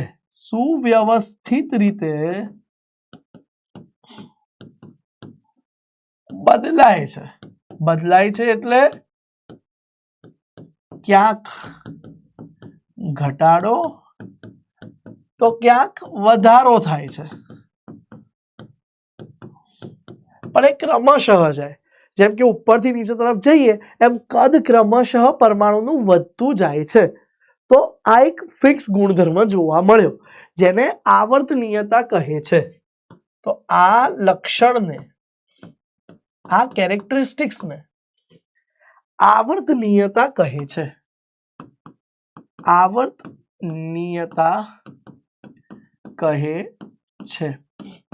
હવે આ આવર્તનીયતાને અસરકારક કેન્દ્રીય વીજભાર જોડે ગાઢ સંબંધ છે. કઈ રીતે? આવો ચેક કરીએ. સ્ક્રીનિંગ અસરના કારણે અસરકારક કેન્દ્રીય વીજભાર શું આવ્યો? તો પહેલા અસરકારક કેન્દ્રીય વીજભારની વ્યાખ્યા લખું છું.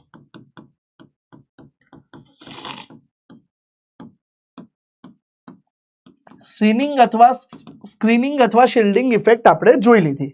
અસરકારક કેન્દ્રીય વીજભાર એટલે શું?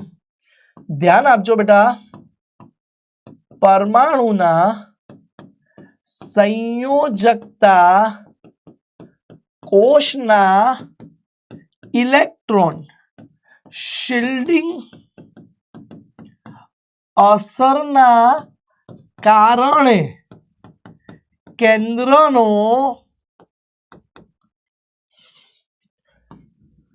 પૂરેપૂરો ધન વીજભાર ન અનુભવતા થોડો ઓછો ધન વીજભાર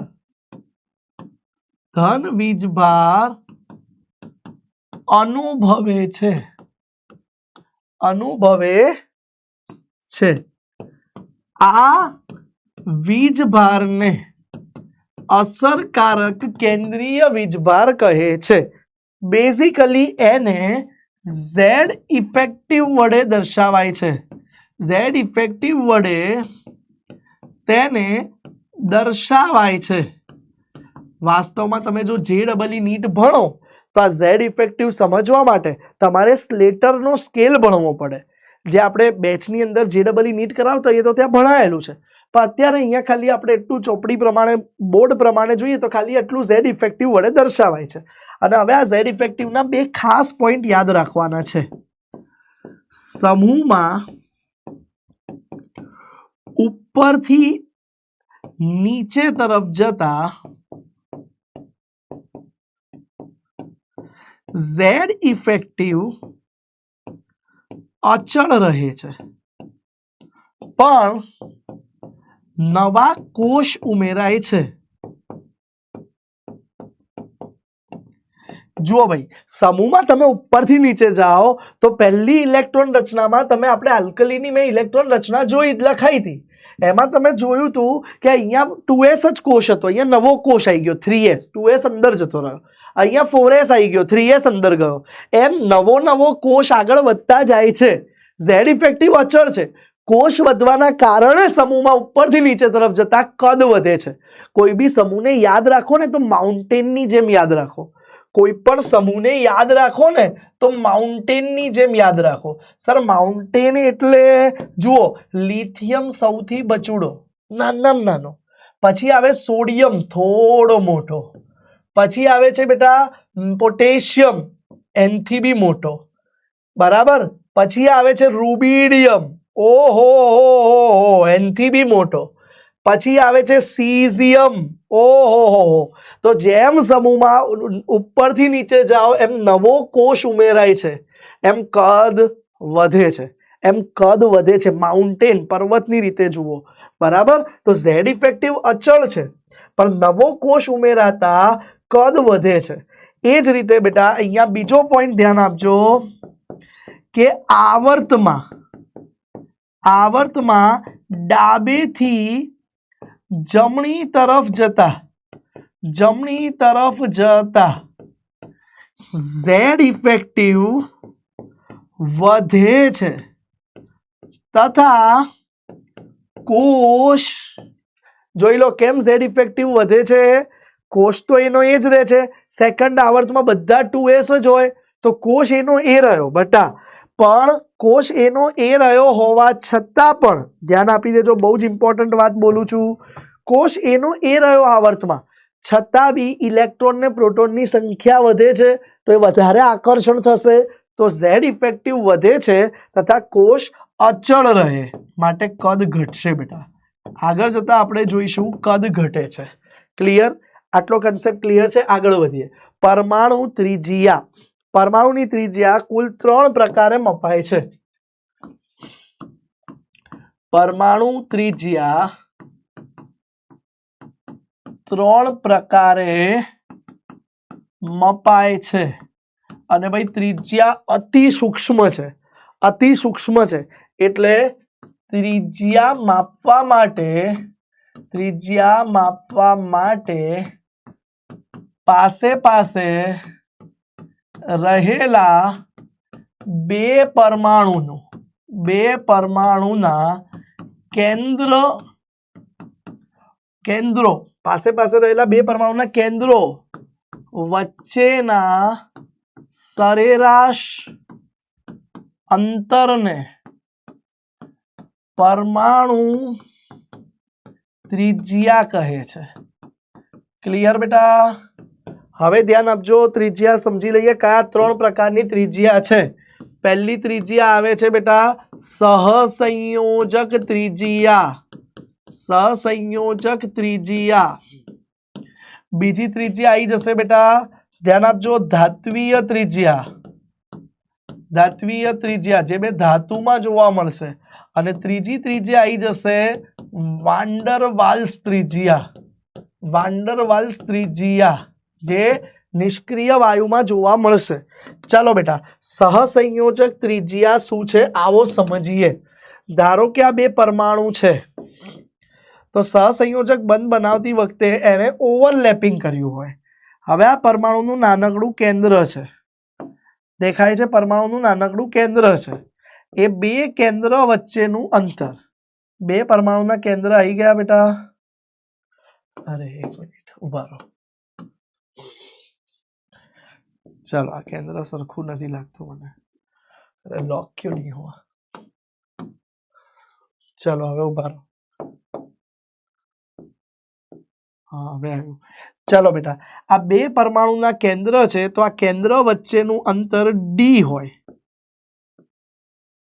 तो रेडियस सहसंयोजक त्रिज्या એટલે વાસ્તવમાં જેને તમે બંધ લંબાઈ કહો છો એ બંધ લંબાઈ ભાગ્યા 2 થઈ જાય. पर ध्यान आपजो, आ त्रिज्या थोड़ी ओछी मळशे केम के आ ओवरलेपिंग होय छे. ओवरलेपिंग होय एटले वास्तविक त्रिज्या करता आ त्रिज्या थोड़ी ओछी मळे छे. ज्यारे धातुमां एवुं न होय. धातुना बे परमाणु एकबीजाने अडोअड लगायेला होय. केवी रीते लागेला होय बेटा? एकबीजाने परफेक्टली अडोअड तमे जोई शको छो. अडोअड छे. हवे एनुं आ नानकडुं केंद्र छे, धारो के जोजो. हाँ, एनु आ नानकड़ू केंद्र है बराबर बेटा. तो ए बे केंद्र वच्चेनु अंतर, तो धातुनी त्रिज्या देखीती रीते सहसंयोजक करता वधी गई, कारण के ए थोड़ू वधारे होय. बीजू आ त्रिज्या पिकोमीटर, बहुज नानो एकम, deci centi milli micro nano pico 1 2 3 6 9 12 10⁻12 घात थी लईने एंगस्ट्रोम जेवा एकम में मपाय छे. एंगस्ट्रोम एटले 10⁻10 सेंटीमीटर मीटर और 10⁻8 सेंटीमीटर जेवा एकम में मपाय छे. क्लियर बेटा? त्रीजी वस्तु, सर वान डर वाल्स त्रिज्या शुं होय? धारो के बेटा ध्यान आपजो, अहींया बताऊं छुं. धारो के बे वायुमय परमाणुओं छे. वायु छे, ब्लू कलर राखी दईए. चलो कोई भी रखाया तो खाली. हाँ, धारो के आ बे वायुमय परमाणु छे, ए बंने स्लाइटली ओवरलेप थईने सहसंयोजक बंध बनायो छे. तो हवे एमनुं इलेक्ट्रॉन वादळ होय ने ए आ रीते होय. एनी आसपास आ एनुं इलेक्ट्रॉन वादळ होय. आ एक आखो अणु थई गयो અને આ અણુના ફરતે એનું ઇલેક્ટ્રોન વાદળ છે. હવે ધ્યાન આપજો, આવા બે ઇલેક્ટ્રોન ભિન્ન વાદળ લઈ લો. હવે એ બે વાદળ એકબીજાની આટલી જ નજીક આવી શકશે, એનાથી વધારે નજીક ના આવે, કેમ કે ઇલેક્ટ્રોન ઇલેક્ટ્રોન વચ્ચે અપાકર્ષણ લાગે. તો હવે આનું આ કેન્દ્ર અને આ કેન્દ્ર, આ કેન્દ્ર, આ કેન્દ્ર, એમાંથી પર્ટિક્યુલરલી આ બે કેન્દ્ર વચ્ચેનું અંતર લઈ લો. तो आने वांडरवाल्स अंतर कहेवाय. वांडरवाल्स सौथी निर्बल प्रकारनुं आकर्षण छे. तो आर वांडरवाल्स त्रिज्या ए वास्तवमां डिस्टन्स ऑफ वांडरवाल्स जे बे अणु वच्चेनुं छे, जे सहसंयोजक करता खासुं वधारे थई जशे. क्लियर? भाग्या 2 जेटलुं मळे छे. आ त्रणेय त्रिज्यानी सरखामणी करो ने तमे. धारो के भाई परमाणवीय त्रिज्या माटे लखजो केटलाक इम्पोर्टंट की पॉइंट. परमाणवीय त्रिज्या माटे केटलाक की पॉइंट लखी लेजो भाई. जो तमे सरखामणी करो त्रिज्यानी तो याद राखजो आर वांडरवाल्स सौथी वधारे होय, सौथी वधारे. आर धात्विक एनाथी ओछी, एनाथी भी ओछी आई जैसे आर सहसंयोजक. आर सहसंयोजक सौथी ओछी होय छे. क्लियर बेटा? હવે અહીંયા એક બીજો પોઈન્ટ લખું છું. ત્રિજ્યા માટેના બધા પોઈન્ટ બહુ જ ઇમ્પોર્ટન્ટ છે. દેખો, અરે દેખો વો આ ગયા. અહીંયાથી પ્રશ્નો બનશે, અહીંયાથી વાલીડા પ્રશ્નો બનશે. કે સી ત્રિજ્યા માટેનો બીજો ઇમ્પોર્ટન્ટ પ્રશ્ન ધ્યાનથી સમજજો. એ છે પરમાણ્વીય ત્રિજ્યા માટે બીજો ઇમ્પોર્ટન્ટ પ્રશ્ન અહીંથી બને છે કે જો કેટાયન એટલે કે ધન આયન, એટલે કે ધન આયન વર્સિસ તટસ્થ પરમાણુ વર્સિસ ઋણ આયન, એની એનાયન જેને કહેવાય, એની ત્રિજ્યાની સરખામણી કરો ને તમે, તો યાદ રાખજો બેટા, ધન આયનની ત્રિજ્યા સૌથી નાની હોય. આર ધન આયન સૌથી નાની હોય, એના કરતા બી આર તટસ્થ થોડી વધારે હોય, અને એના કરતા બી આર ઋણ આયન સૌથી વધારે હોય. એનું એક્ઝામ્પલ તમને કાઉન્સમાં આપી દઉં છું, ધ્યાન આપજો. ધારો કે રેડિયસ ઓફ ક્લોરીન પ્લસ સૌથી ઓછી, રેડિયસ ઓફ ક્લોરીન નોર્મલ અને રેડિયસ ઓફ ક્લોરીન માઇનસ સૌથી વધારે હોય છે. ક્લિયર બેટા? હવે યાદ રાખજો, અહીંયા નેક્સ્ટ પોઈન્ટ પણ આવો જ છે.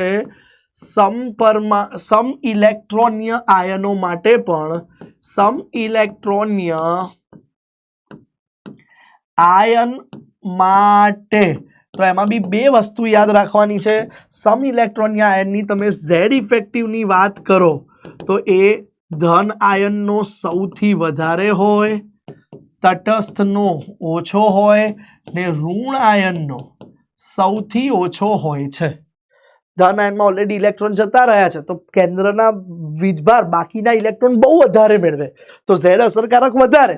ઋણ આયનમાં ઇલેક્ટ્રોન એક્સ્ટ્રા આવ્યો છે, તો એને હવે ભાર ઓછો મળશે, એના કારણે બાકી બધા ઇલેક્ટ્રોનને, એટલે એનો ઓછો અને તટસ્થનો નોર્મલ છે. તો હવે આ પોઈન્ટ ખાસ યાદ રાખજો. અને એના કારણે શું થાય છે? એના કારણે જો તમે પરમાણ્વીય ત્રિજ્યાની વાત કરો ને, તો પરમાણ્વીય ત્રિજ્યા પણ આ જ નિયમ ફોલો કરશે. આર, કારણ કે જેટલું આકર્ષણ વધારે એટલી ત્રિજ્યા નાની, તો ત્રિજ્યા એટલે બાહ્યતમ ઇલેક્ટ્રોનનું કેન્દ્રથી સરેરાશ અંતર જ છે, બરાબર? તો પરમાણ્વીય ત્રિજ્યા આર ધન આયનની ઓછી છે બેટા, આર તટસ્થની વધારે છે, અને આર ઋણ આયનમાં ઝેડ ઇફેક્ટિવ સૌથી ઓછો હોવાથી એ સૌથી વધારે છે. ક્લિયર છે આટલી વસ્તુ બેટા? હવે ધ્યાન આપજો, આ જ પરમાણ્વીય ત્રિજ્યા સમૂહમાં શું થાય છે? સમૂહમાં તો હું 3 કી પોઈન્ટ સમૂહ માટે લખીશ. સમૂહમાં લખવું એટલે સમજી લેવાનું, હંમેશા આપણે ચર્ચા કરીશું ઉપરથી નીચે તરફ જતા. સમૂહમાં ઉપરથી નીચે તરફ જતા શું થાય છે? ધ્યાન આપી દેજો બેટા. સમૂહમાં ઉપરથી નીચે તરફ જઈએ તો ઝેડ ઇફેક્ટિવ અચળ રહે છે, ઝેડ ઇફેક્ટિવ અચળ રહે છે. નવો કોષ ઉમેરાય છે, નવો કોષ ઉમેરાય છે, ઝેડ ઇફેક્ટિવ અચળ રહે છે, જેના કારણે તમે કહી શકો છો કે ત્રિજ્યા વધે છે, ત્રિજ્યા વધે છે. જ્યારે આવર્તમાં, સમૂહમાં તો થઈ ગયું, હવે આવર્તમાં, તો બેટા જ્યારે પણ આવર્તમાં વાત કરીશું ત્યારે એને સમજીશું આપણે ડાબેથી જમણે તરફ જતા. ડાબેથી જમણી તરફ જતા,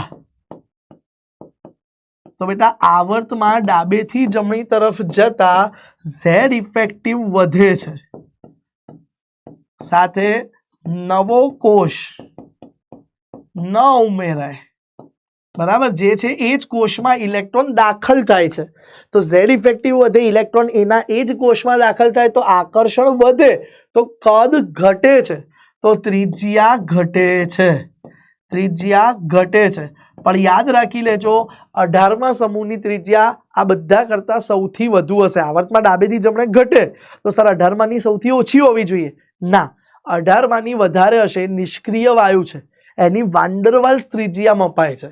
આમ 18મા સમૂહની ત્રિજ્યા અન્ય આવર્તના તત્વ કરતા સૌથી વધારે હશે.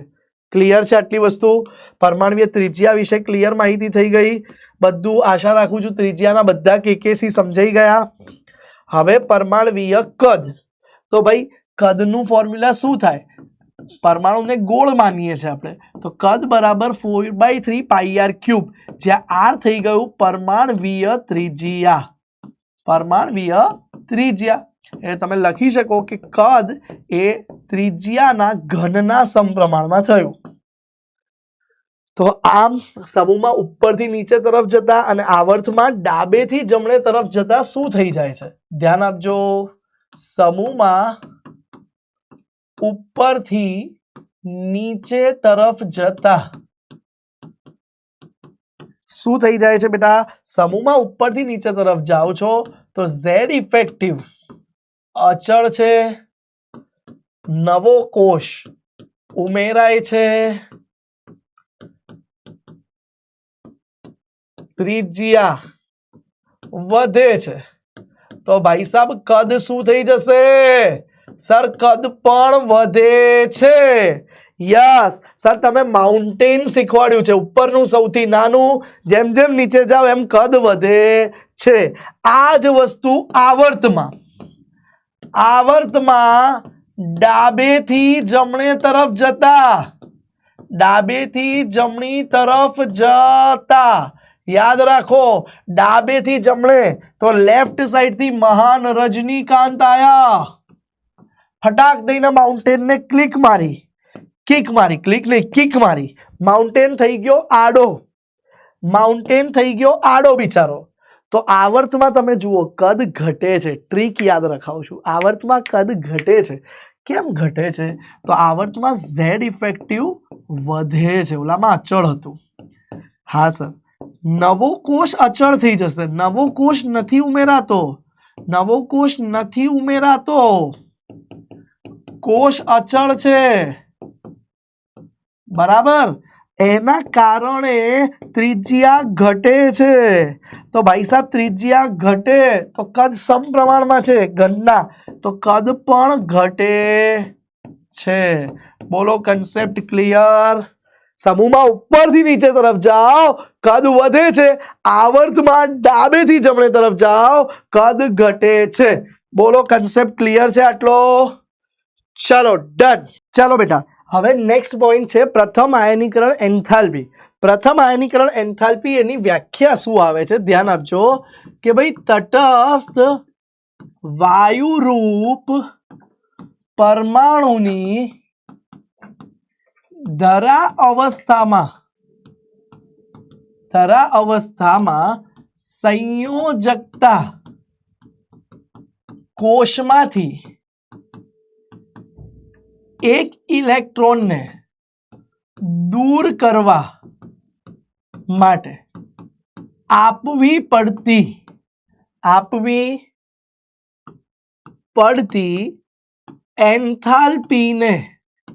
એન્થાલ્પીને પ્રથમ આયનીકરણ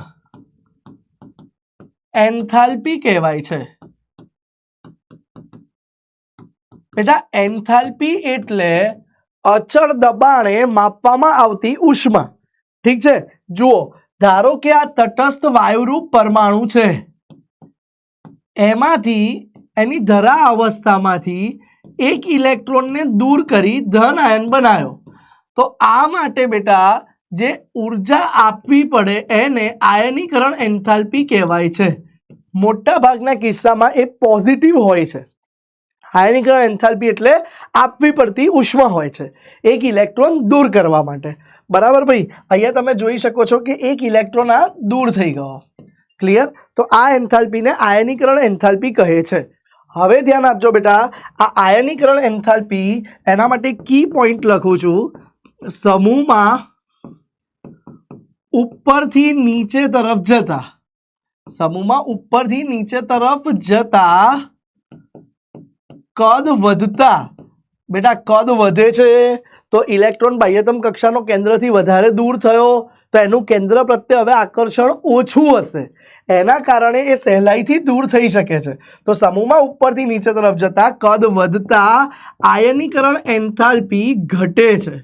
શું થઈ જાય છે બેટા? આયનીકરણ એન્થાલ્પી ઘટી જાય છે. જ્યારે લખીએ છીએ, ધ્યાન આપજો, આવર્તમાં ડાબેથી જમણી તરફ જતા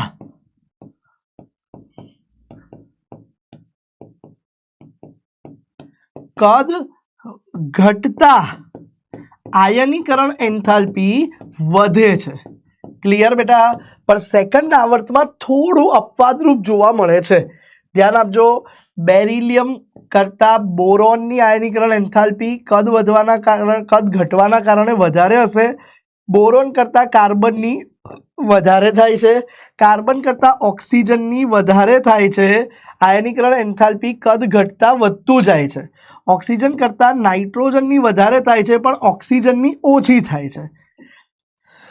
સોરી, કાર્બન પછી નાઇટ્રોજન આવે બેટા, અને પછી ઓક્સિજનની વધવી જોઈતી હતી, એની જગ્યાએ ઓક્સિજનની ઘટે છે. કેમ આવું થયું નાઇટ્રોજન ઓક્સિજન વચ્ચે બેટા?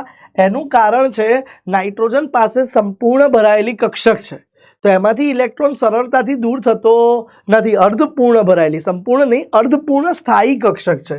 એની ઇલેક્ટ્રોન રચના જોઈ લો તમે. 1s2 2s2 2p3 છે, એટલે તેમાં સરળતાથી ઇલેક્ટ્રોન દૂર થતો નથી, અને ઓક્સિજનમાં સરળતાથી થઈ જાય છે. પણ ઓક્સિજન કરતાં ફ્લોરિનની વધારે છે, અને ફ્લોરિન કરતાં નિયોનની વધારે હોય છે. આ ટ્રેન્ડ છે. પણ અહીંયા એ જ રીતે સેમ બોરોન કાર્બનમાં પણ ઊંધું આવશે. બોરોનની વધારે હશે, કાર્બનની ઓછી હશે.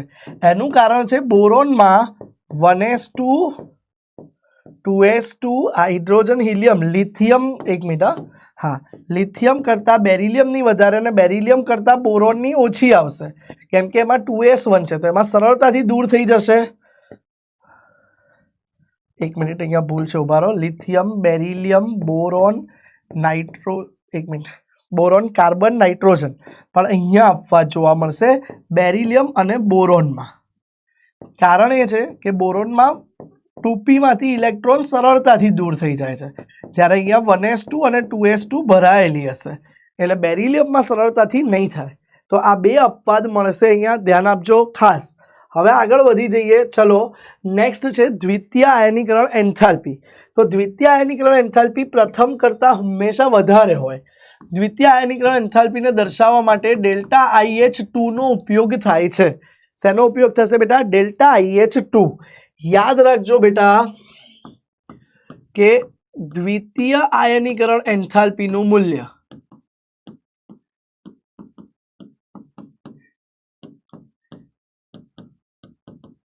હંમેશા પ્રથમ આયનીકરણ એન્થાલ્પી કરતા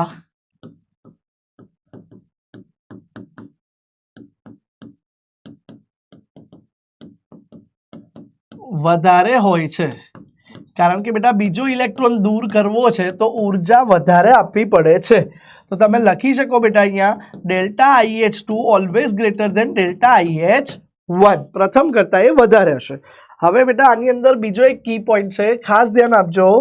દ્વિતીય આયનીકરણ એન્થાલ્પી માટે બીજો એક કી પોઈન્ટ છે કે એ થશે શું? તો ધારો કે આ M+ છે, હવે એની અંદરથી બીજો ઇલેક્ટ્રોન કાઢવો છે, તો એના માટે જે ઉર્જા આપવી પડે ને એને દ્વિતીય આયનીકરણ એન્થાલ્પી કહે છે, અને એ પણ મોટા ભાગે પોઝિટિવ હોય છે.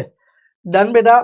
હવે એ પણ સમૂહમાં ઉપરથી નીચે તરફ જઈએ તો સામાન્ય રીતે ઘટતું જાય છે, અને આવર્તમાં ડાબેથી તરફ જઈએ એમ વધતું જાય છે. ડાબેથી જમણે તરફ જતા વધતું જાય છે કદ ઘટવાના કારણે. અને બીજું કેમ વધારે હોય છે? આ પ્લસ છે, પ્લસ ઓલરેડી નાના કદનું હોય છે, તો નાના કદમાંથી હવે ઇલેક્ટ્રોનને કાઢવા ઉર્જા વધારે આપવી પડે જ છે.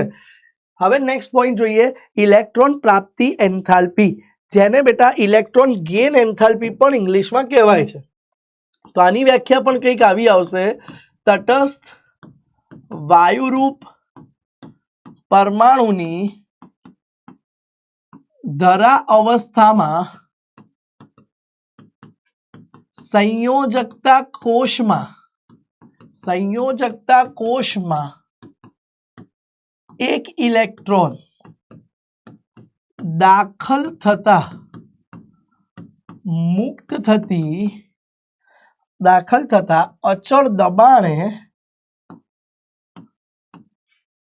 અચળ દબાણે મુક્ત થતી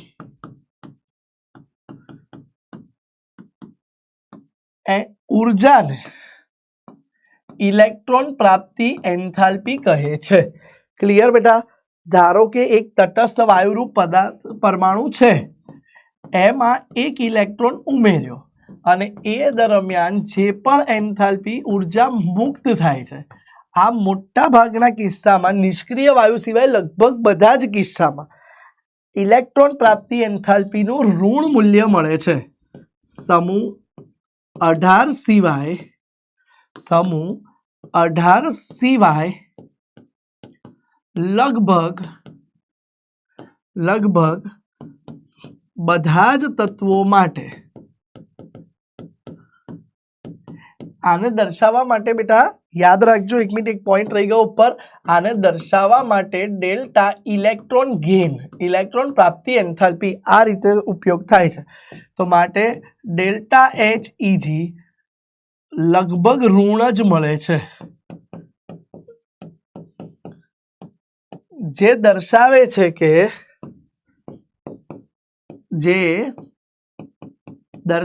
છે કે પ્રક્રિયા ઉષ્મા શેપક હશે.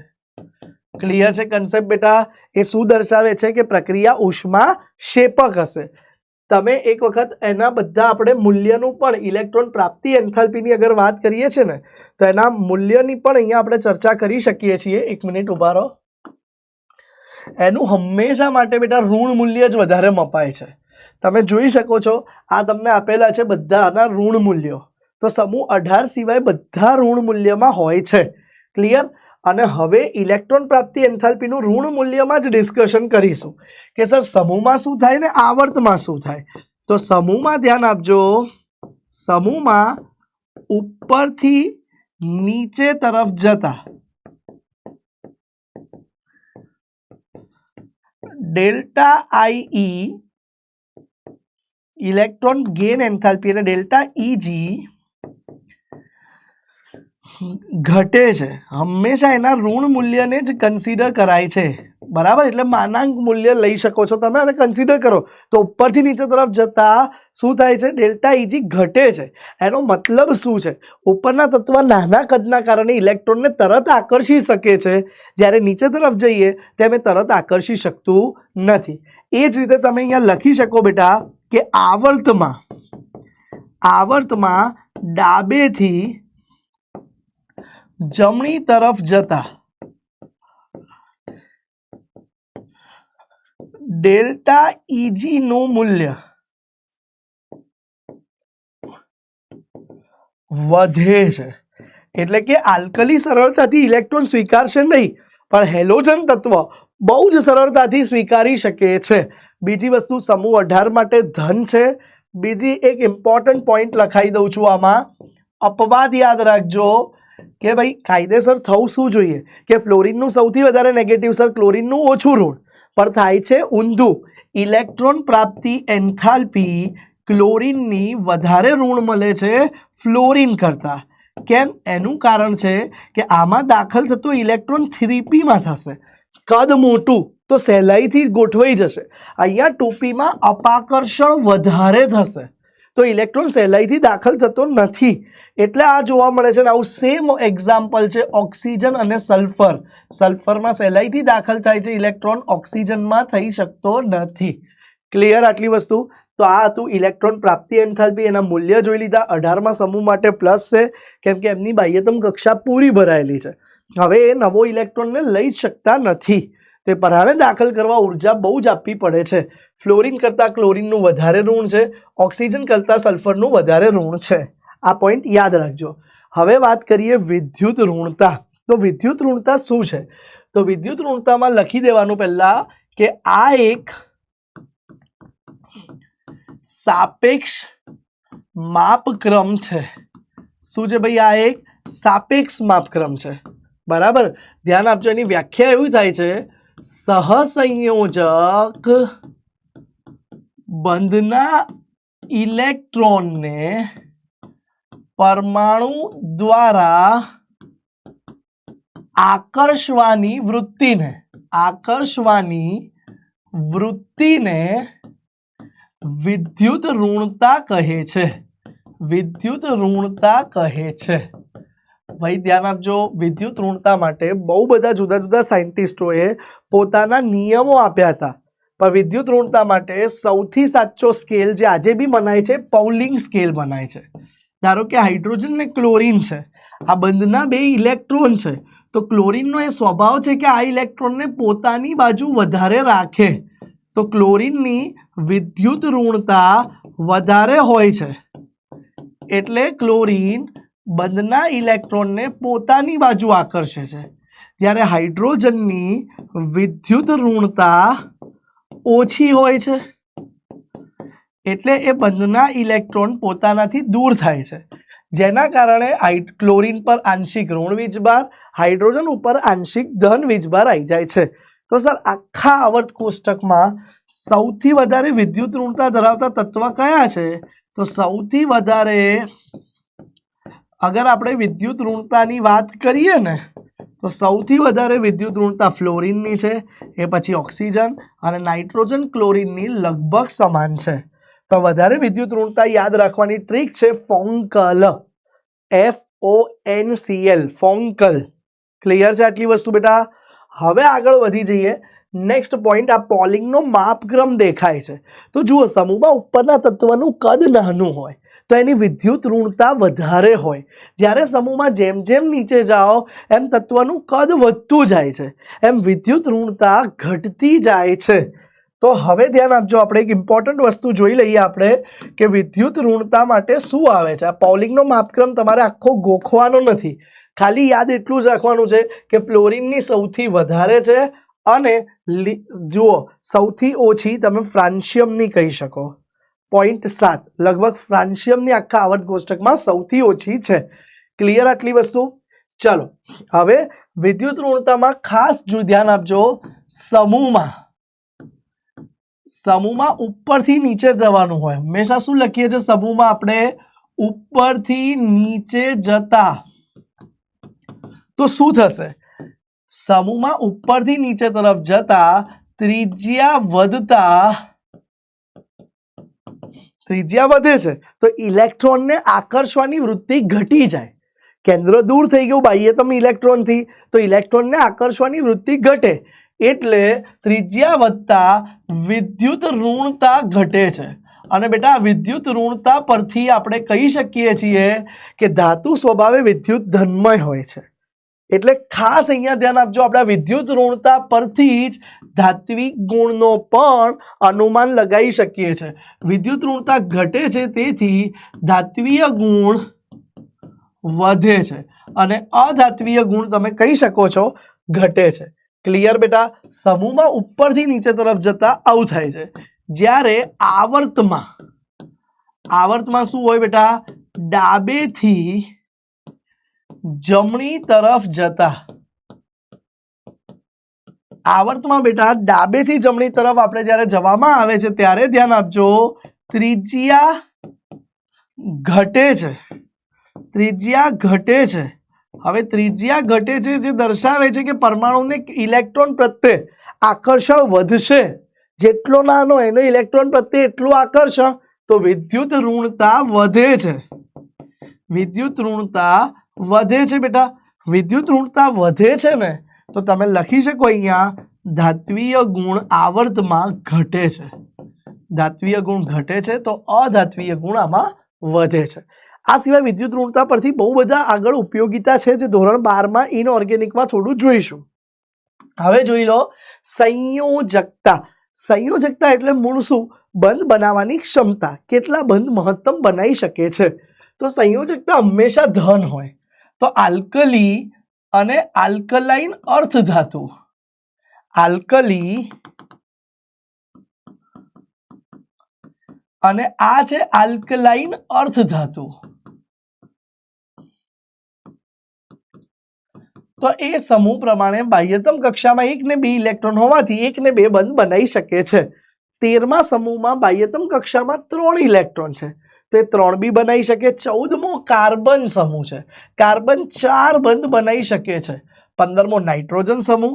તો નાઇટ્રોજન ઘણીવાર 5 બંધ બનાવી શકે અથવા 3 તો બનાવી જ શકે છે. નાઇટ્રોજનમાં 5 નથી આવતી પણ 4 બી બનાવી શકે છે નાઇટ્રોજન. તો આ એની સંયોજકતા દર્શાવાય છે. ક્લિયર? એ 5 બી આવે છે. 16મા સમૂહ 2 કે 6 ઓક્સિજન ડબલ જ બનાવે છે પણ સલ્ફર 6 બંધ બી બનાવી શકે છે. એમ નાઇટ્રોજન 3 જ બનાવશે પણ ફોસ્ફરસ એ 5 પણ બનાવી શકે છે. એ જ રીતે સમૂહ 17 હેલોજન છે તો મોસ્ટલી હેલોજન 1 બંધ બનાવે પણ ક્યારેક આંતર હેલોજન તત્વમાં ક્લોરીન 7 બંધ બી બનાવે છે. અને 18મા સમૂહમાં 0 અથવા 8 તો 0 વધારે ગણાય છે. તો સંયોજકતા એટલે બેટા સાદી રીતે કહીએ તો બંધ કેટલા બંધ બનાવી શકે એ બંધની સંખ્યા કહી શકો છો સંયોજકતાને. ધારો કે આ સંયોજકતા પરથી કઈ રીતે તત્વ બને, હાઇડ્રાઇડ કઈ રીતે બને. સમૂહ 1 ની સંયોજકતા +1 છે તો લિથિયમ હાઇડ્રોજન જોડે જોડાઈ શકે છે આ રીતે, સોડિયમ પોટેશિયમ વગેરે. ઓક્સિજનની સંયોજકતા 2 છે તો આ 2 લિથિયમ 2 સોડિયમ એની જોડે જોડાશે. જુઓ, લિથિયમની સંયોજકતા 1 છે પણ ઓક્સિજનની સંયોજકતા 2 છે તો આનું તત્વ બનાવવું હોય ને તો આને 2 વડે ગુણો, આને 1 વડે તો Li2O મળે છે.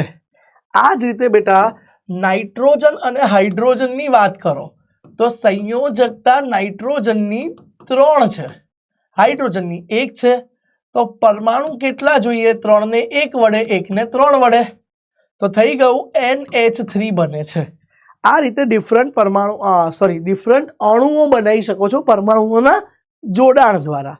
ડન બેટા? હવે વાત કરીએ બેટા સંયોજકતાનો ઉપયોગ.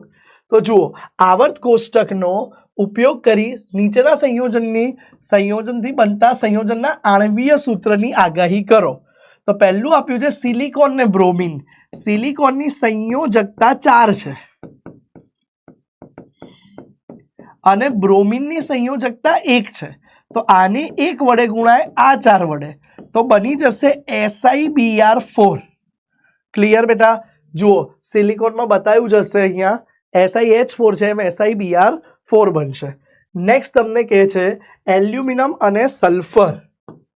ધ્યાન આપજો, એલ્યુમિનિયમ અને સલ્ફર સંયોજકતા એલ્યુમિનિયમની 3 છે, સલ્ફરની 2 છે તો ક્રોસ મલ્ટિપ્લિકેશન 3 વાળું 2 વડે ગુણાય, 2 વાળું 3 વડે. ટૂંકમાં 2 સરખું થવું જોઈએ.